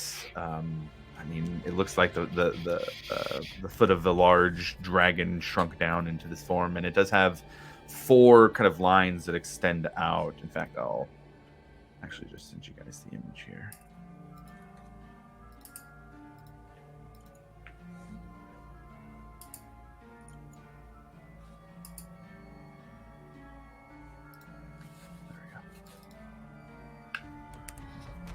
Varric, you would recognize it as an amulet to Tiamat, the Scaled Tyrant. The evil queen of dragons and fearsome god of greed and envy and hoarded wealth, pushed back beyond the divine gates during the calamity. I relay that to everybody. Ooh. In fact, I think he did say Tiamat. You did. Did he? So the talons, now you'll see what the talons of Tiamat. Yeah. Oh, ooh, that's not. Is that right before he breathed on you guys? I think it was before I cut his head off. Oh, that was awesome. I got that head. It's in my. Lumina, you should have seen that. It was Grab so that. fast. Lumini does have a look of like, very impressive. I mean, Alivor has it if you need proof. Just saying. Oh. And without trust you. without hesitation, I dip out. I'm going to get the head. Great. Be right back. Okay, just great. So yeah, I run to grab the head and come bring it right back.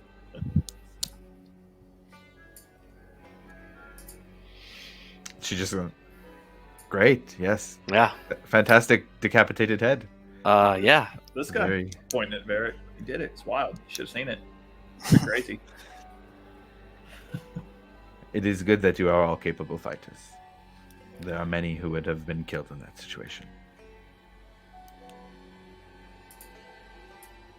I don't What know are the whether next we're steps? good or whether we're lucky, but those 3 casters seem to have. We got the drop on them. At the very least, it seems that fate is on your side.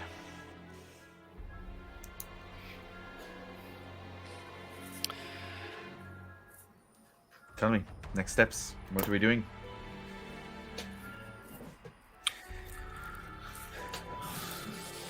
I mean, obviously we got the meeting, Important people. but regardless of how they shore up the defenses, that's a big priority, especially with dragons flying around.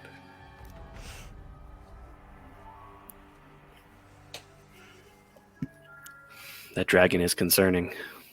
And the meeting is just around the corner.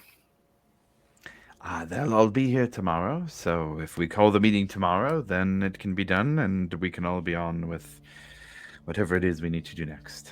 I prefer to get this over with as soon as possible, if I'm being honest. I think I kind of agree with Lumini. Yep. Yeah. I think we're all on the same team here. Well then, is there any final discussions we need to have before meeting with the members who represent the crown in this situation?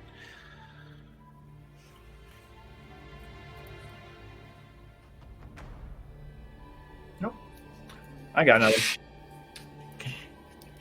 So then, best of luck to you all tomorrow. You as well, Lumini. I feel as if things are going to be fairly stressful, and hopefully everything goes according to plan, but you know how these things go. Indeed. Well, get some rest. We'll see you all tomorrow. Night. Oh.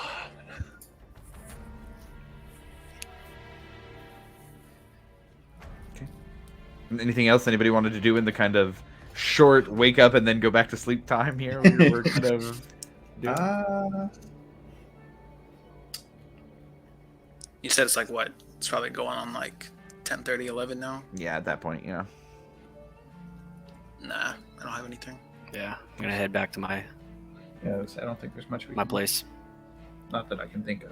Okay, cool. Ekamos, Breck, either of you two? Breck just kind of bartending for the night and then heading in?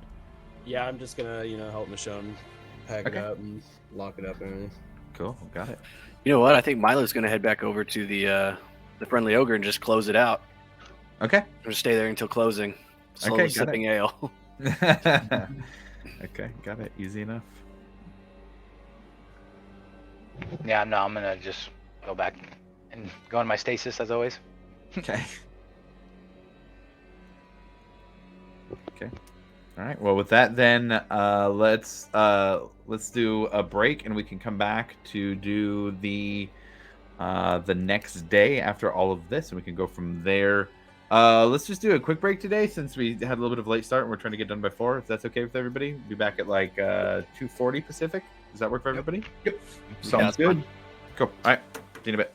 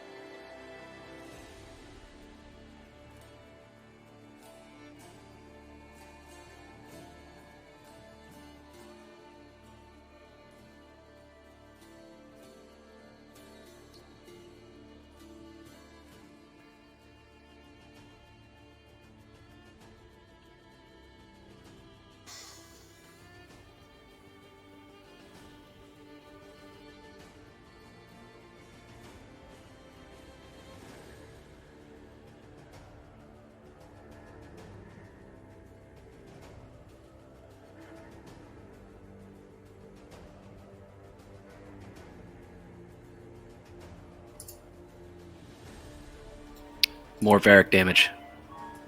You're not doing enough. You're not doing enough damage, Varric. You need to do more damage. I didn't have any second slots.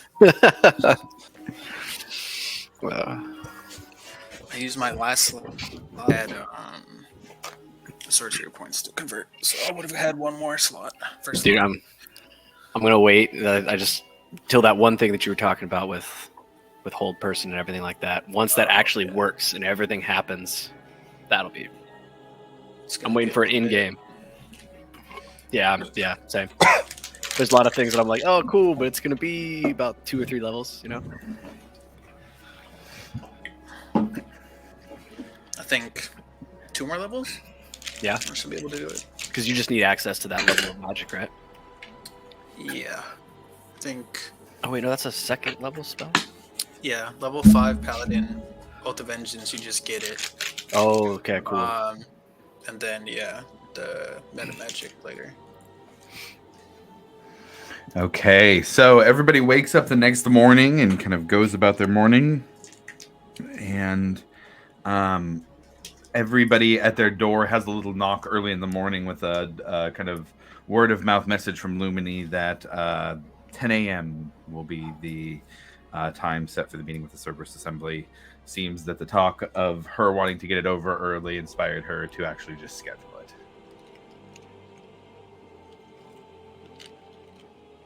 Any last minute things anybody wanted to do before the meeting? I suppose I can check with Bowen real quick and see if he was able to do anything with the armor. Okay. Remind me what you were asking him to do. It was enchanting, or it was pulling something off of it? I think it was pretty vague, actually. I think I just said like if he was able to do anything special with it. Okay. Just because it was bigger armor. Yeah. Okay. I will get with you out of game on that one for what he comes up with. But I'll get you the items that he has for sure. Cool. I wasn't able to find Fortune's Favor in the thing. Oh. I'm looking it up now. It's a second level spell, so I would be able to. I would like to do that. I'd like to do that before I walk into this meeting. For sure. That's definitely a good call. Yeah. Weird. I'll see if I can add it into your character sheet out of game, but you Appreciate it. should have access to it, yeah. I would have to go buy. Oh, you know what? I can't. I have to go buy a pearl worth 100 gold. I ain't got that. Oh, I see. Forgot about the components. Oof. That one does consume. Yep. I would like to meet with whoever is leading the gnomes right now before the meeting happens. Okay, yeah. Let me get my notes up for those guys. I'd also like to kind of like draw up a contract over kind of the situation, Okay. so that it's written in paper. For sure. There we go.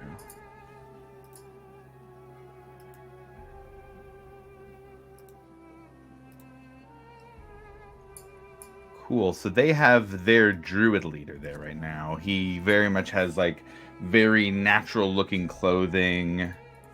And the Velvet Thicket gnome notes I have separately. So yeah, that we're just gonna call him the Arch Druid for now. That he's the one who's been there.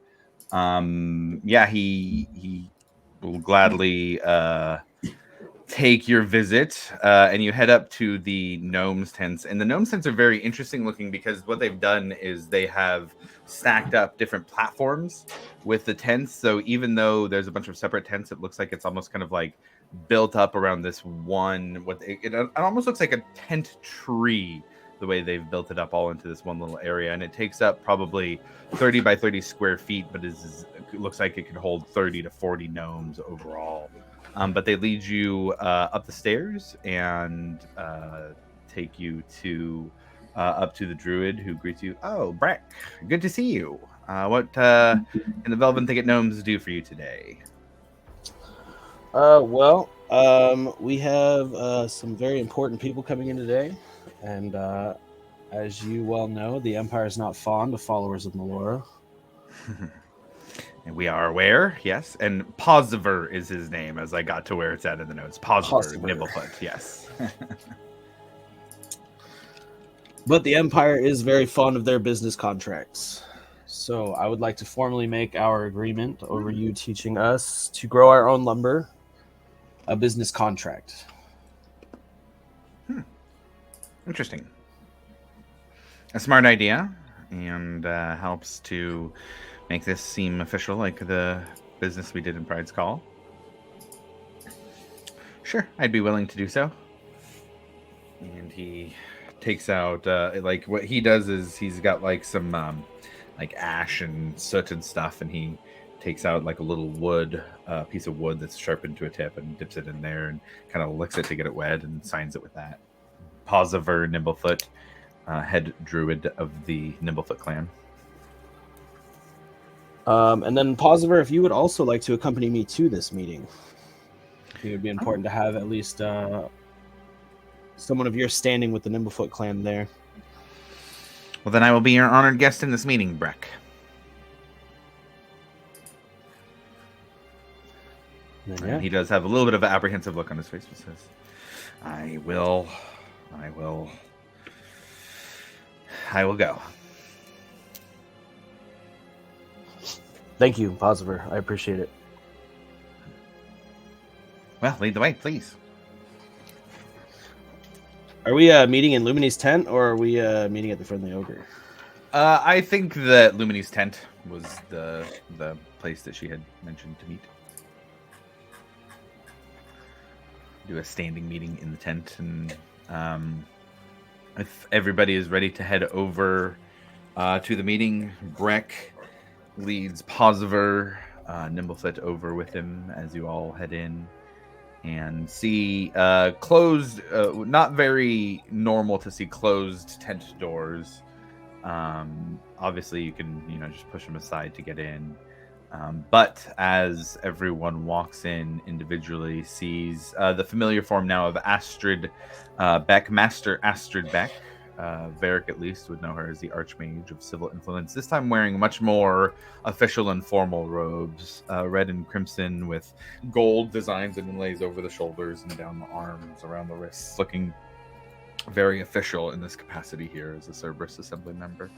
Looking next to her, there is as well another Varric, you would recognize Lord Theseus Uladon, the Archmage of Diplomatic Union, already with a bit of a smile and charm on his face. He is looking at everybody individually with a kind of greeting look and a head nod down, individually acknowledging each who come into the room, as well as and Milo, let's see. No, you were in Rexentrum, so you wouldn't recognize, but as well as Ormid Haas, the Archmage of Cultivation. Looking definitely different than anybody else in this room. You get the distinct sense that this is a Earth Genasi. Also wearing official-looking clothing, although less robe-like and more fitting in nature. He has more of a stern look on his face. But overall, kind of has a look of one that might be able to fit in with the professors from the Solstice Academy. But with that, everybody is invited in.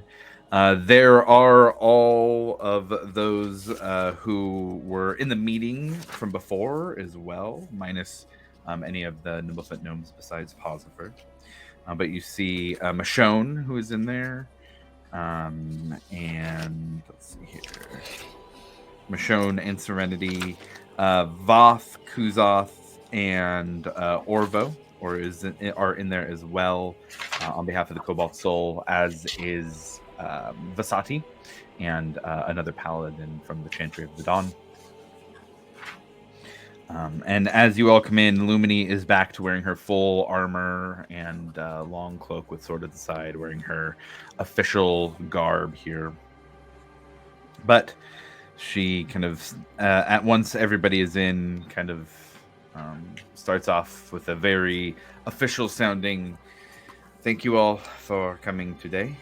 We have the gracious members of the Cerberus Assembly here who have come to inspect what we have come to name Hope's Bastion. A place where all those who want to stay safe in the Zemni Fields from all of the terrors of the world can find peace in the Dwendalian Empire and find hope in Hope's Bastion. I'd like to welcome individually Headmaster Oromed Haas, the Archmage of Cultivation, Lord Athesius Uladan, the Archmage of Diplomatic Union, and Master Astrid Beck, the Archmage of Civic Influence. We are all privileged to be in your presence today, and in the presence of such great mages. Now, there are a few things to address that have been going on over the last few months. But first, I'd like to open it up to the members of the Cerberus Assembly to ask any questions that they might find relevant today for this meeting. And it is, let's see here, Lord Uladan, who moves up first. And charm still on his face. He is human and also has on more mage-like robes, kind of more similar to Astrid than for Oromed. But he steps forward and says, "First, I want to offer a bit of acknowledgement. As the Archmage of Diplomatic Union, for a settlement as small as this one, to be reaching out and making agreements with those outside of the Empire, and doing so to the benefit of the Empire. It is no small task. So thank you to all of those in here." And he looks over to Posiver specifically. "And thank you to the Nimblefoot clan for once again being gracious enough to offer the knowledge of the Velven Thicket.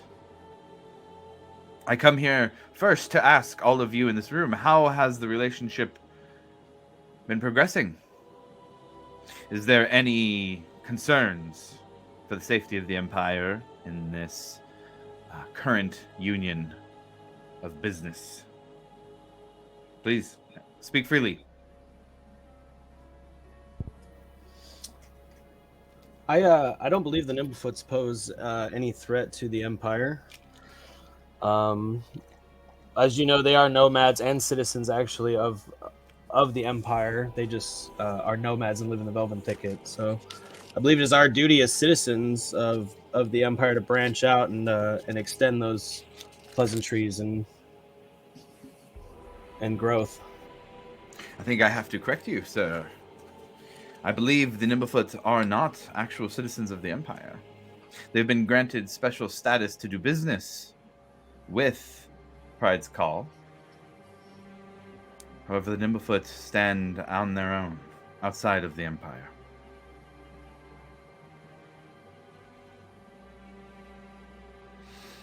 I do appreciate the consideration and the appraisal, either way.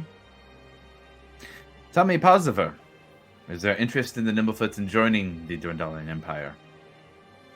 And he kind of stands up, and you can tell he's puffing out his chest a bit. The Nimblefoots and all of the gnomes of the Velven Thicket would prefer to retain our independence. We understand the Empire's power and would never move against the Empire in any way, but are happy to see that we can make arrangements and deals that are to the benefit of both.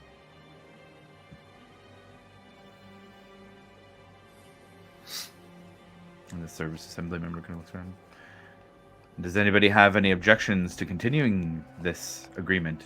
And have official papers been brought up that can be submitted to the Crown? With that, I'm going to pull the contract kind of out of my armor a little bit. Lay it down for him. A contract was drawn up between us and the Nimblefoot clan, trading their secrets for help and assistance.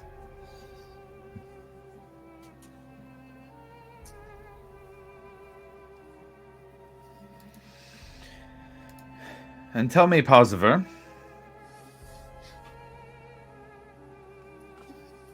what if the Empire should decide that for these deals to keep going, that you must be brought in? Would you continue as citizens of the Empire?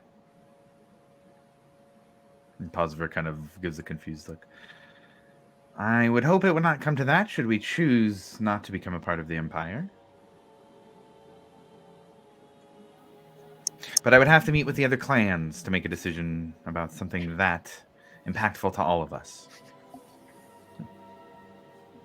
Understood.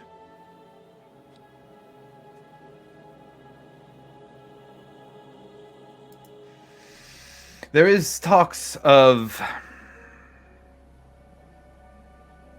worship of forbidden gods, and I am aware of the situation and how that is allowed currently in the Velven Thicket. Tell me, for those who are part of the Chantry, have you found any forbidden worship that has happened here in the settlement by the Velven Thicket gnomes or by any others?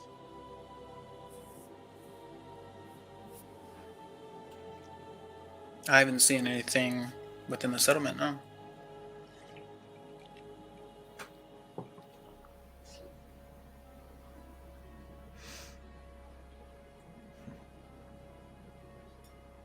It was very carefully worded. I appreciate that. Very carefully worded.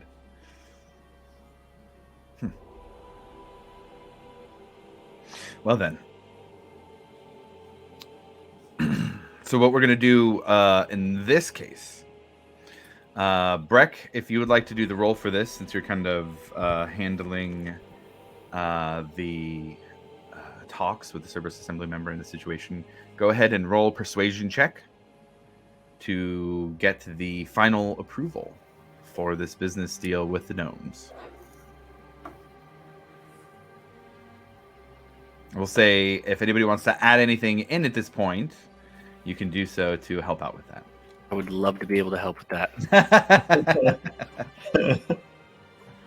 I'm guessing I wouldn't be able to do anything like just outright. You can certainly try, man. You know the answers. You can certainly try. But if you would like to cast guidance on the situation in front of 3 Cerberus Assembly members, that's on you. Let me see what it says.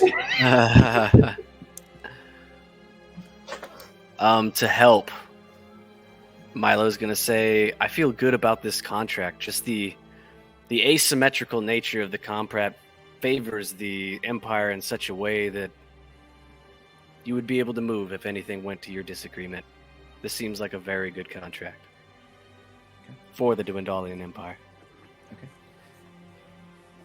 All right, so Breck, go ahead and roll with advantage with the extra urging of Milo. All right.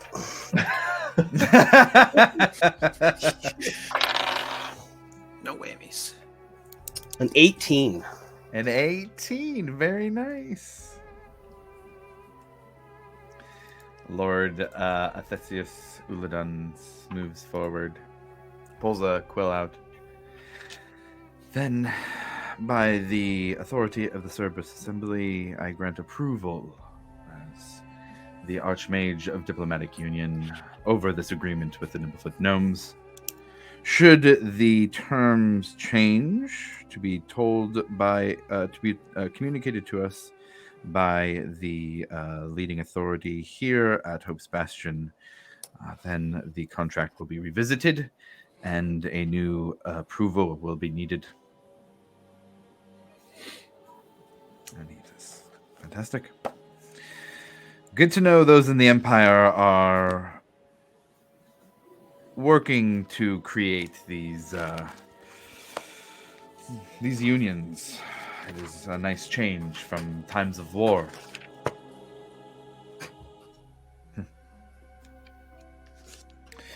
And next after that, Ormond Haas moves forward and with a kind of very broad shoulders, skin that has a little bit of like a shifting brown-green color tone to it.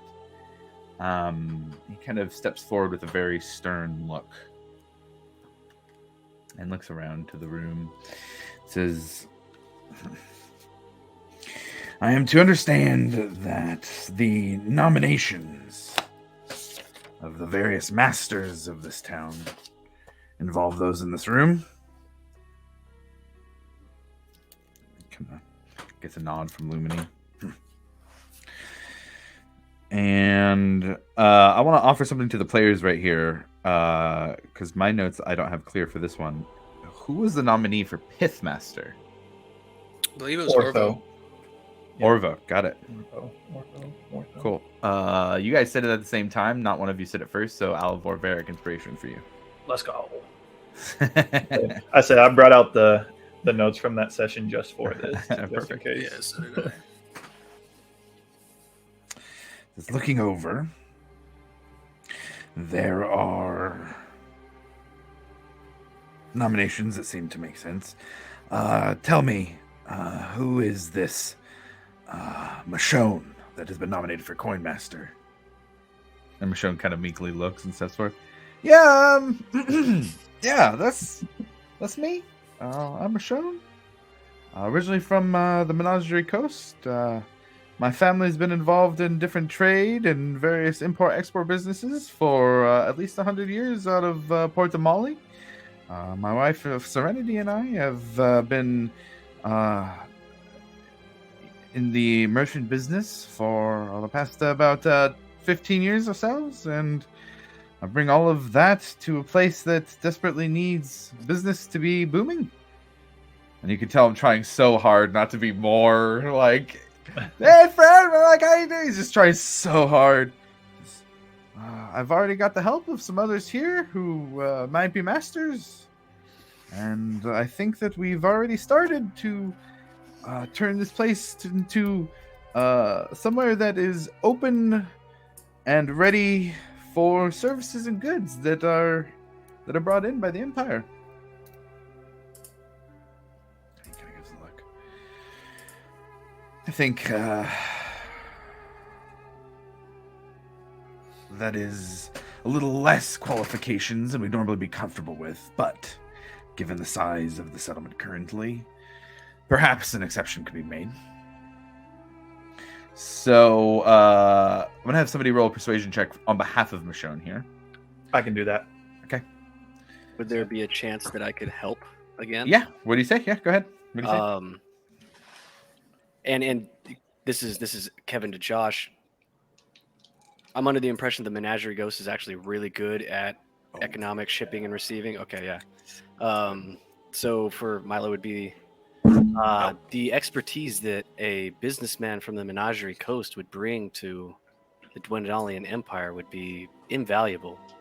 Even from just a test subject of just watching the settlement grow, you might be able to pick up something to use in the overall economy of Rexentrim and the Dwendalian Empire as a whole.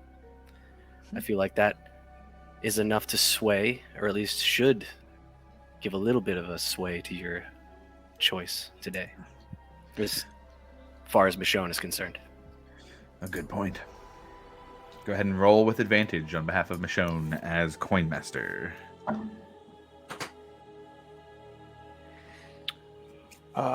23. 23. Well then, I think that's enough to convince me that, at least for now, we'll say with a year probationary period, that we can appoint Michonne as the Coinmaster of Hope's Bastion.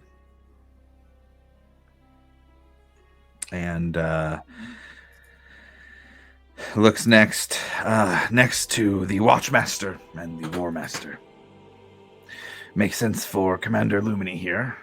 Has been doing a job that has been seen as adequate by the Crown and the Cerberus Assembly, and I believe that appointing her as Watchmaster is a very viable option. Breck Deepdelver, former member of the Righteous Brand, as War Master, to be given authority over any of the Righteous Brand that might come to be stationed in Hope's Bastion and the Zemni Fields. Tell me, Breck, what makes you qualified to be a war master for the Dwendalian Empire? With that, I'm gonna take the flag in my backpack emblazoned with my brother's standard, Okay. and lay that out. And then I'm gonna set my shield down and say, "My entire life has been in service to the Empire." Why would you think that would change now? A life of service is honorable. Of course, that is not in question. But what makes you qualified to lead those who might come to offer themselves in service like you have done?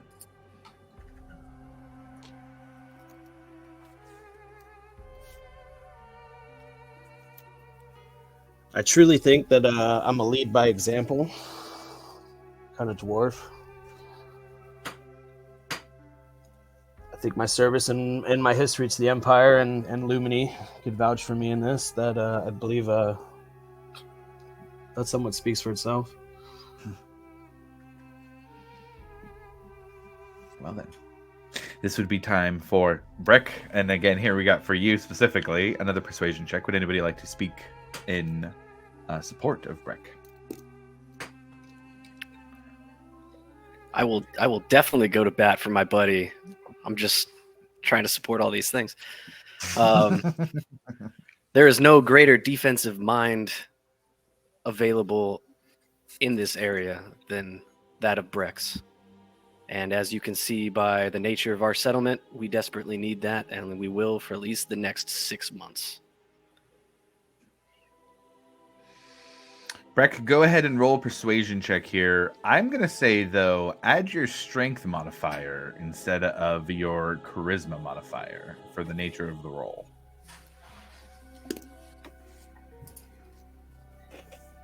So essentially, if you're not proficient in persuasion, go ahead and just roll and add your strength modifier. Just a straight roll? With advantage. With advantage. Oh, okay. Oh, that one fell. Oh, shit. All right. 24. 24. Glowing recommendations.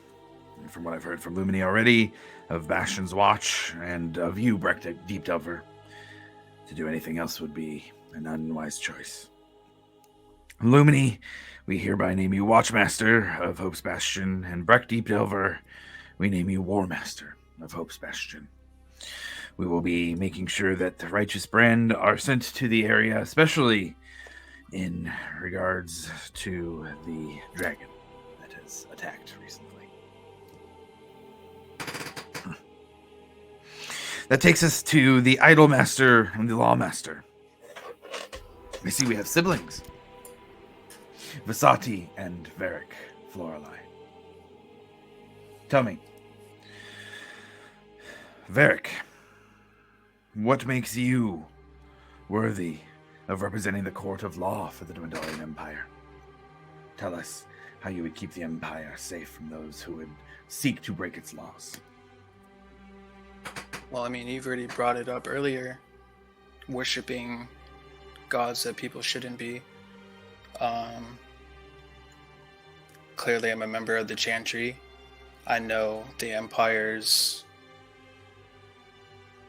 like, what's allowed in the Empire. I've been enforcing it for years. As well as I have training with the Watchmaster of Rexentrum, Brunda Gleshen. So I know what it is to uphold those standards within the Crown's Guard and the Chantry, and uphold the Empire's best interests. I think I would be fit to dispense that justice if need be. And Vasati starts to speak, and as nominated Idolmaster and also member of the Chantry of the Dawn in service to Pelor, I can tell you that both my brother and I would be guided by the light of the Dawnfather. That his light guides us to those who would do harm against the Empire and would worship those gods that have caused strife, chaos, and pain within the Empire's boundaries. I believe that having a pair of Floralies, both Varric and I, would present a strong front, would create a sense of authority for both of us that would lend the weight that the Empire gives us with these titles. Does anybody want to speak up on Varric's behalf for Lawmaster to offer persuasion as well? Yeah, I'm going to speak up on behalf of my boy here. I've seen literally nobody else in the settlement able to carry out the laws and regulations like he has, and I have witnessed firsthand this dispense of justice. And let me tell you, it is some pretty amazing justice in service to the Empire. Okay. Eric, go ahead and roll a persuasion check with advantage for Vasati and yourself as Idolmaster and Lawmaster. So roll with advantage twice. No. Just roll. It's one roll for both of you. Okay. Yeah. Before I would do it, I would do guidance, but I would make it seem like a prayer to Pelor. Go ahead and what kind of components does that have? Verbal and somatic? Yes. Okay. Go ahead and roll sleight of hand with advantage first. Okay. 18. Okay.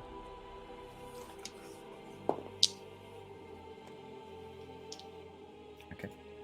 And then go ahead and roll your persuasion check. I mean, the spell goes off, I will say that. Yeah.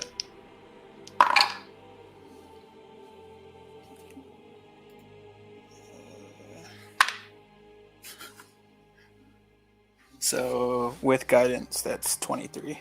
23, okay. You see Astrid raise an eyebrow from off in the corner. But you do hear from Headmaster Ormidhaus. Well then, the nominees for Idolmaster and Lawmaster, Vasati and Varric Florali, are given the approval of the Cerberus Assembly and the crown of the Dwendalian Empire. Pithmaster Orvo, member of the Cobalt Soul, Archivist. He kind of looks. He gives him a bit of a glare. Unfortunately, the Cerberus Assembly has determined that we do not think an Archivist of the Cobalt Soul would have the necessary time to serve as Pithmaster. And we request that Hope's Bastion would present with a new nominee for future consideration. Orvo kind of has a bit of a stern look on his face, but gives a deep nod. So, just for clarification, Pithmaster is infrastructure, correct? Yeah, infrastructure. Like, what would that entail? In this case, what I would say is, in particular, like making sure that there are very specific things that are happening here in the settlement. Recruitment of specific services, specific vendors, making sure that the actual working with the crown to figure out the things that are needed for keeping this place safe. A lot of kind of back and forth about requesting this from the Empire, saying you get this back, negotiation about what is and what isn't needed, and the sending of information about why it is or isn't needed. Oh. Will they accept last minute nominations? You can certainly try. Why Well, not? if that's the case, I would nominate Alivor. I was gonna say, well, Here. would like to nominate myself if we do not think Orvo, or you do not think Orvo will have the time. I believe I would have the time, and I have a very deep-rooted caring for the settlement and ensuring that the settlement gets what it needs and to be everything that it can be. And does anybody want to speak up on behalf of Alivor as well? I think if anybody's going to be able to get the job done, Alivar's the one to do it. His way with words is second to none. Okay, go ahead and roll persuasion with advantage then for the last minute nomination of Pithmaster. You said persuasion, right? It's going to be a 25. 25. Well then. Persuasion. That's Told fine. you. Yeah. Say, it's Is it either. advantage? At least north of 20. Yeah, say. My two rolls were 14 and 13 plus my 11, so 24 and 25. Yes. It's like Exhibit A on the words. That Okay. Finally, Astrid steps forward. Well then, I think we now just have one final thing to address in the nominations for the official roles in Hope's Bastion. Starosta. We have the nominee of Milo Hawkins. A young man here. I look around this room and I see the youngest of us all. Easily. And yet, he has been nominated to be our leader. This intrigues me. But it also begs interesting questions. Surely you must all trust in him to put such a weighty title on his shoulders. Tell me, Milo Hawkins, what makes you qualified to be Starosta of Hope's Bastion? To be genuinely honest, Master, I don't know if I truly am qualified to be at such a pivotal position for Hope's Bastion. However, if that were to come to pass, and if my friends and the other citizens here so choose, then I will do what I can for the best of Hope's Bastion and its people. And I hope to have, throughout that entire process, the support of the leaders here as well as yourself to make Hope's Bastion what we all dreamed that it could be. For Starosta, we do have a bit more requirement than just speaking on your behalf. She pulls out a scroll and opens it and speaks a few words.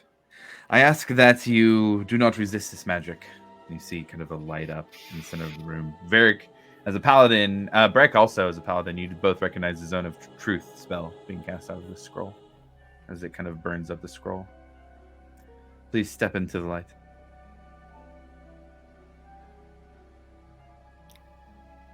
Can I just take a glance back at everybody? Be like a you guys sure? I don't think you have a choice, bud. All right. Then let's step forward. Do you, Milo Hawkins, harbor any ill will towards the Dwendalian Empire? No. And you, Milo Hawkins, do you work against the Dwendalian Empire on behalf of yourself or of any others? I have not worked against the Dwendalian Empire.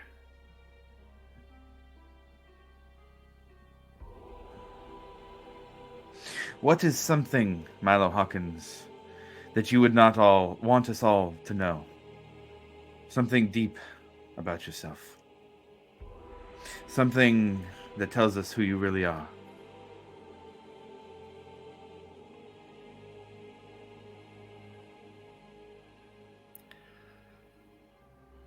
Sometimes I feel as if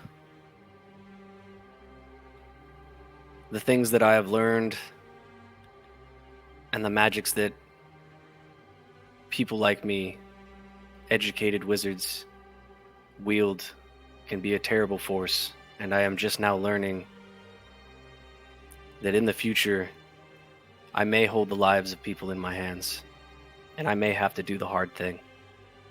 And it terrifies me.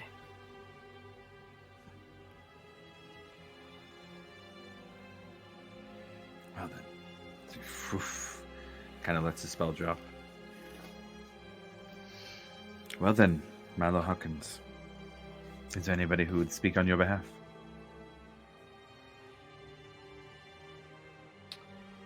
Surprisingly enough, Alivor is going to stand up. And I'm going to...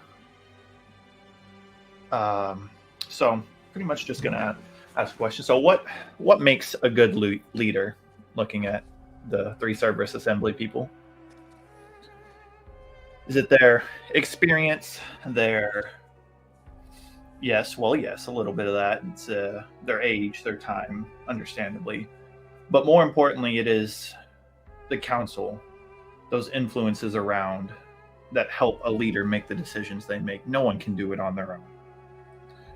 And I believe not only does Milo have the competence to be a great leader, but he also has, as I look out to the group representing the entire township that we have here, not only does he have that, he has probably one of the best groups of friends, advisors, and colleagues to help make him and guide him along this tough path that any Starosta may have to go upon.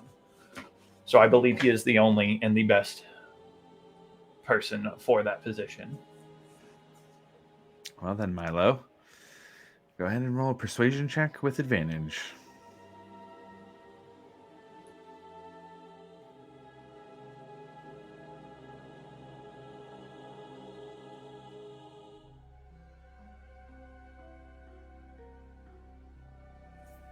$19?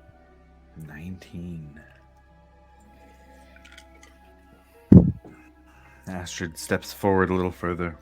Well then. With the authority of the Cerberus Assembly granted to us by the Dwendalian Empire and the crown of the Dwendals, King Bertrand Dwendal III himself, Milo Hawkins, you are now named Starosta of Hope's Bastion. May the counsel of those around you guide your steps. Now, Ormid, I believe you had a bit of business to ask about. He steps forward again. The Earth just asks, he steps forward again. Yes, first I do have to ask about. And he looks over to Ekamos. Why is there a dead person standing in the corner? That's what I'm saying. Ekamos will step forward and just introduce myself. My name's Ekamos. I've come here with Rufus. We were traveling in and about the Zemi Fields when we came across the Nimblefoot clan. I come from Amon on the west side of Tal'Dorei, and I came from a kind of a poor portion of Amon, and my parents, they decided to put me in an apothecary to try to become a potionist, and my master, who I was working under, ended up experimenting on me without me knowing and causing me to die. And I kind of vaguely remember what happened in between, but I was able to come back, and this is how I am now. That's very interesting. I would love to, I hope this does not sound offensive, but would love to hear a full account of what you went through and have a chance to study you a bit. Absolutely, yeah. Necromantic magic is quite fascinating, and it seems you are made of it. Yeah, I'm still trying to kind of figure that out myself. Well, I'd be very interested. And you say you come from Iman? Yes. Well then, perhaps the next bit of business to get to would be best to talk about now. It seems to be there's a bit of slow progress on the building of the settlement, and although Bastion's Watch, as he kind of gestures to all of you, have been successful in starting to fend off some of the things going on, that a bit of help can be had. Perhaps a functional wall that serves a bit more purpose than doorway only. Ekamos, if you're from Iman, perhaps you've heard of the League of Miracles. When there was destruction in past decades in Taldore, there was a quick rebuilding of the land due to the League. Although the actual identity of their Grand Thaumaturge is not known, there are contacts that exist. The Cerberus Assembly has reached out and made contact with one such member of the League of Miracles. We need a group to travel to Iman to speak with them on behalf of Hope's Bastion, to see if they could come and use their magic beasts, their Adrenax, to help us build up our settlement, so that we may have a proper home for the hope that you have tried to bring it. It would seem we may even have a potential ambassador here standing in this tent, one who used to call it home. Bastion's Watch. Given that you are now a majority of the leadership of Hope's Bastion, it would be appropriate if you would travel to Iman to speak with the League of Miracles. The Dwendalian Empire has decided to offer whatever price they require within reason in this rebuilding effort. If dragons are to move against the Empire and its outer edges, then we will fortify those outer edges with haste.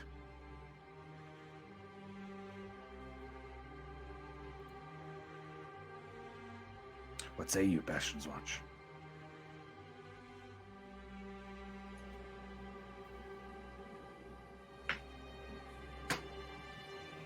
I'm in. I feel like that's a fantastic idea, and I humbly accept, as long as my friends will be with me. Varric, Breck, Ekamos, what do you say? Do we get to take a boat there? We have access to a bit quicker methods. But we can arrange for, I think, 3 weeks' time to return and to take you quickly to Iman.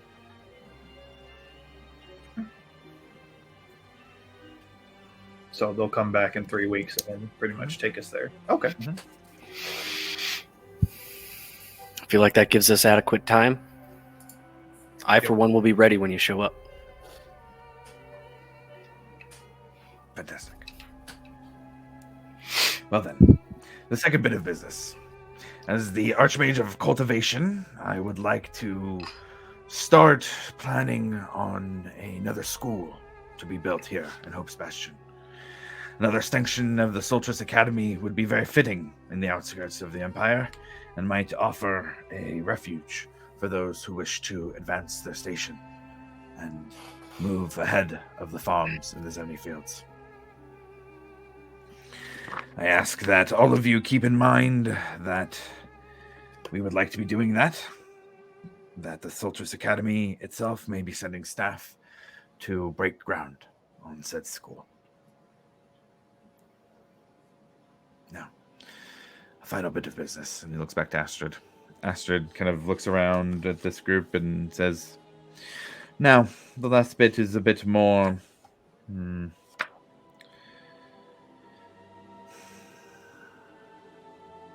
Well, what we'd like to know is about the resistance that you have all been facing here.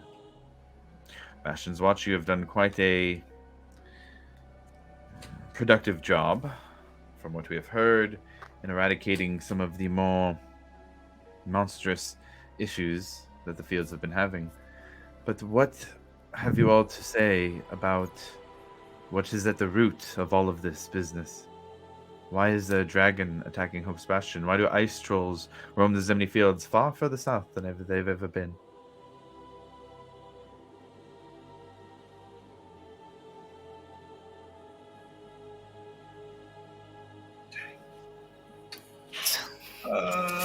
We should have had a powwow before this. Is the I asked you guys like 19 times. Yeah, you did, Anyone do you did. anything else? Anybody You want to do anything else? Is the so who all's in the room? We have the three. We have the two Cerberus. The three Yeah, Cerberus so assemblies. Haas. 3 Cerberus members. Yeah. You have 3 Cobalt Soul members. You Orvo Voth Kuzoth. You have Michonne. You have Lumini. You have 2 just like random Crown's Guard who are on the inside, posted inside. You have all of you. You have Vasati. You have one of the other Chantry of the Dawn Paladins who are And posted. nobody from the and I forget the name of it, but the board of economy people here, like the river, the Red Wills. Oh, the Amber Council. Yeah, the Amber Council. Nobody from there. the either? Amber Council here. No. There is Posiver Nimblefoot as well, the head druid from the Nimblefoot clan. But none of the Amber Council families. Okay. Who's standing right next to me? Oh God, who would you have been standing next to in the tent? I feel like shit, it would have been any one of us, but I'm gonna everybody besides Milo roll a d6. High Yeah, roll let's see standing who's- next. 2. 4. 4. 4. All right, roll again. Ekamos, Varric, and Breck. 1. 4. 5. All right, Varric. There it is.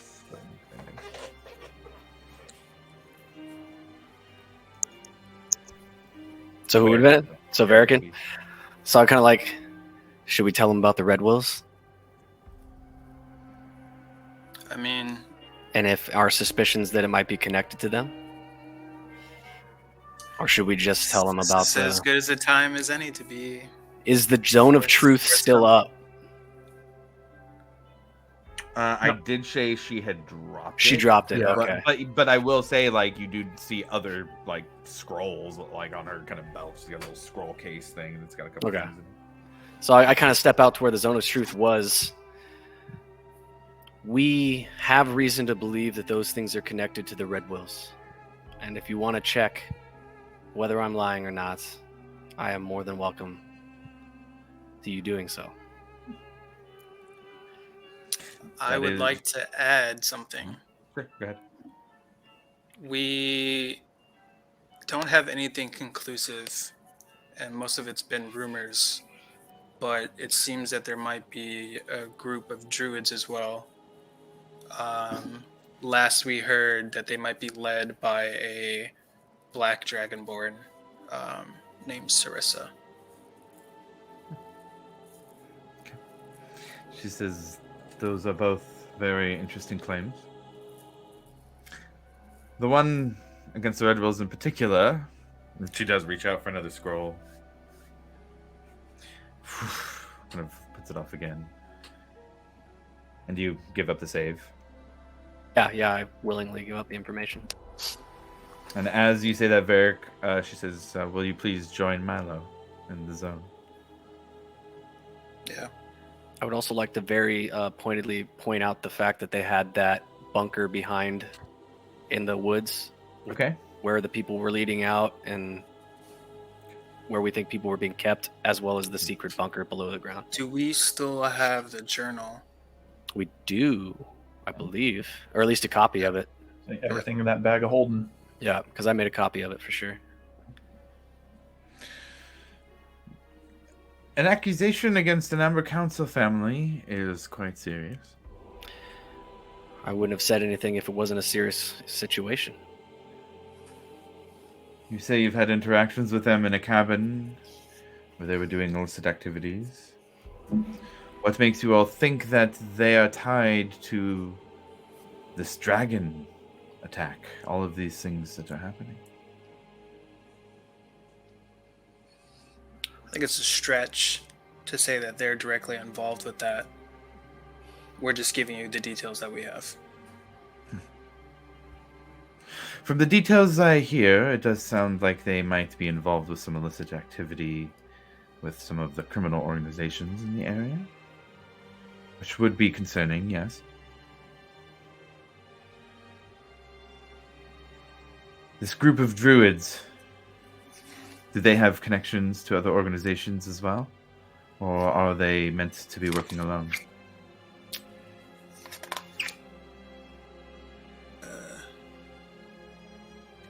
So, there is a chance that they do have a myriad. Specifically, Ophelia Mardoon. I see. So then the Red Wills may be working with the Myriad, who are in turn working with those causing these things to happen here in the Zimri Field. Am I to understand correctly? That is what we have so far. And trust me, if anything else were to come up, we would have looked into it. Lord Uladon steps forward next here at this point. I do have to ask, I find it a bit interesting. There are gnomes here meant to increase timber in the area, and yet the Red Wills are the main source of timber for the entirety of the Empire. Is there an ulterior motive to unseat the Red Wills and replace them with the Nimblefoots? After our dealings with the Red Wills and our current hypothesis, we thought it prudent to at least have a backup plan in case if the situation became unstable. A shortage of timber to the Dwendalian Empire would not just affect our settlement, but the Empire as a whole, and that would be unacceptable. Prudent indeed. Forward thinking. Not just about what is happening, but what the impact of your actions might have on those around you. Impressive. And Astrid speaks again. That is enough that we will open our own investigation. We will start the gears turning to find out the nature and truth of the Red Will cooperation with the Myriad, as well as the Myriad's activities here in the Zimni Fields. It was believed by the Crown and by many members of the Assembly that Erosa was free of its influence of the Myriad. Do you all believe that to be the case? Absolutely not. Then perhaps the Assembly might need to be sending a bit more force here to make sure that the Myriad knows the might of the Empire. Well then. Are there any other issues or questions now here for those either from us to my fellow members or from those who are now the leadership of this place? I have a question about the big green issue that's been flying around. Yes. Once you guys are gone, what's to prevent that thing coming down and causing more harm to our people? We can offer powerful enchantments that will protect this settlement without us being here. They will offer a powerful ward that should be strong enough to keep the dragon at bay. And while it is not a permanent ward, should the problem of the dragon exist when it is time for it to be dispelled, then we can have an assembly member return and renew that protection. For now, you have, I would say, the safety of about a month. Within the boundaries of the settlement itself, there will be a ward that does not allow the dragon or any powerful magic or those who would have ill intent to break through it. Your protection is most generous, and thank you so much. That's going to help us all out greatly. Thank you all for what you have done here for the Empire. We are spreading its might to farther lands.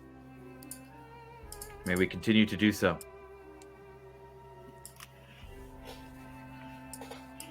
Is there anything left?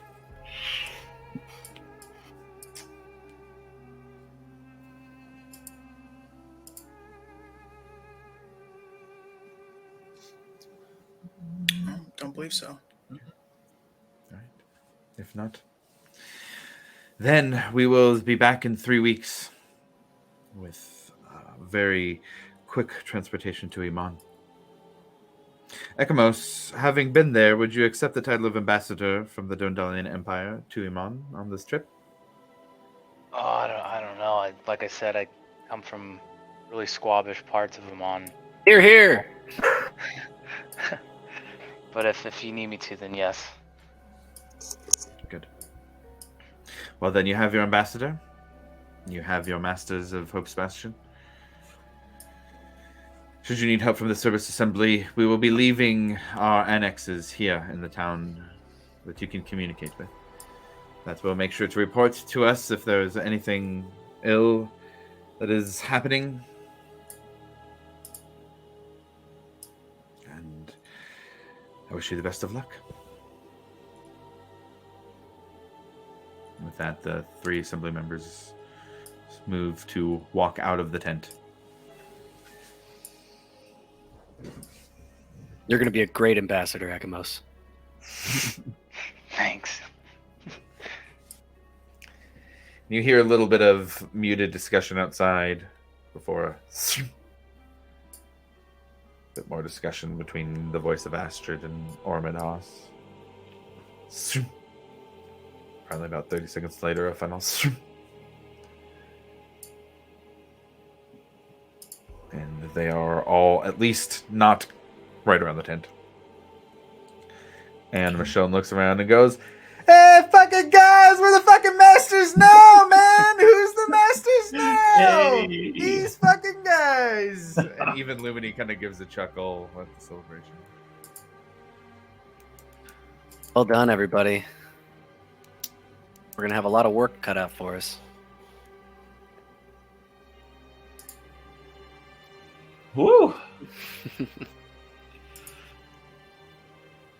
I'm gonna smile at my little gnomish buddy. Give him a clasp on the back. He gives a genuine smile back. If there's nothing else, I'll be heading back to let the Nimblefoots know that we have an official agreement and can continue our work here. For those of you who would like it, we can begin teaching soon. I'm gonna hand him the contract so he can hold on to that. Thank you, friend. I appreciate it. I look forward to training.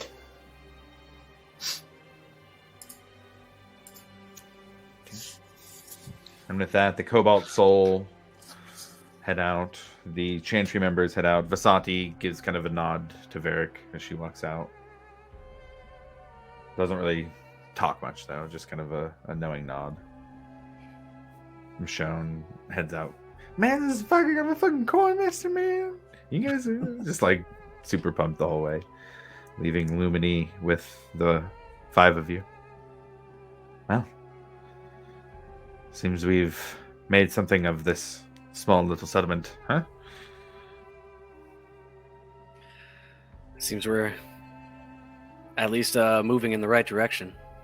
We official now. Official, that's right. I hope that relieves a little bit of your anxiety, Lumini. Oh, it absolutely does. Starosta Hawkins. Tell me, Right. what would you have your Watchmaster do for you? Honestly, Lumini, you probably have a better idea than I do. You've already been doing such a great job. Tell me, what do you think first on the agenda? Now that our wall is going to be potentially taken care of, if we can get over there and... Well, as much as I don't like to admit it, perhaps training with some of the professors with them as dragons might still be prudent and a good idea if we're going to take that thing on. I think that's a very good idea. Fuck. Well. She kind of stretches a little. I better get my nice armor off then. If I'm going to be joining all of you.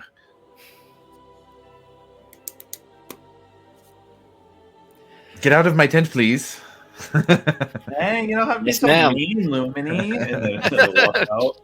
Gosh, a simple please could go a long way as I just walk out of the tent. I think she did say please. Ah, it's very aggressive. I didn't like it. Okay. So, what do you guys think? Shall we head over and maybe grab a drink? Yeah, Maybe. yeah, that sounds good.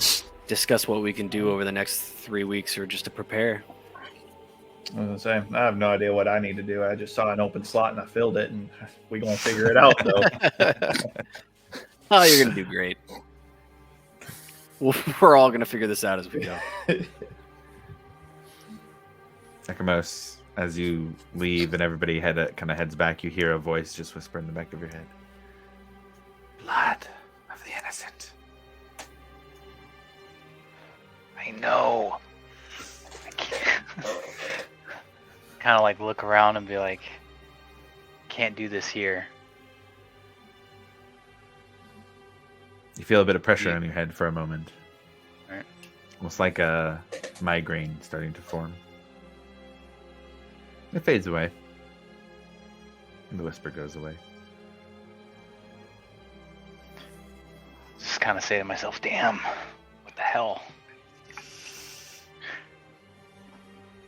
Now I gotta go to Mon. I don't know how I feel about that.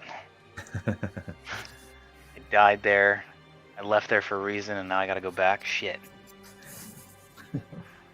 As an ambassador, even. Yeah. As an ambassador, too, on top of that. I'm from the freaking slumps, man. How am I gonna be an ambassador to the slumps? But come up. Yeah. Then I'll walk up with the group. You all head to the friendly ogre for a drink in celebration. Harry joins as well. Kind of sits down at the table. Hey, fuckers. Heard you're all leaders of this place now, so... You guess heard I'm right, gonna so you better watch hang around yourself. here. Yeah, if I'm gonna hang around here, I gotta ship up or shape out. Wait, no, shape up or ship out. And you can tell he's had a couple already. But either way, here's to you, to the new masters of Hope's Bastion. Cheers. Woo, round on Harry. Hey, fuck you. With that, as you all celebrate the new titles and look to the next step in this chapter of Hope's Bastion and Bastion's Watch, that's where we'll end the session. Hey.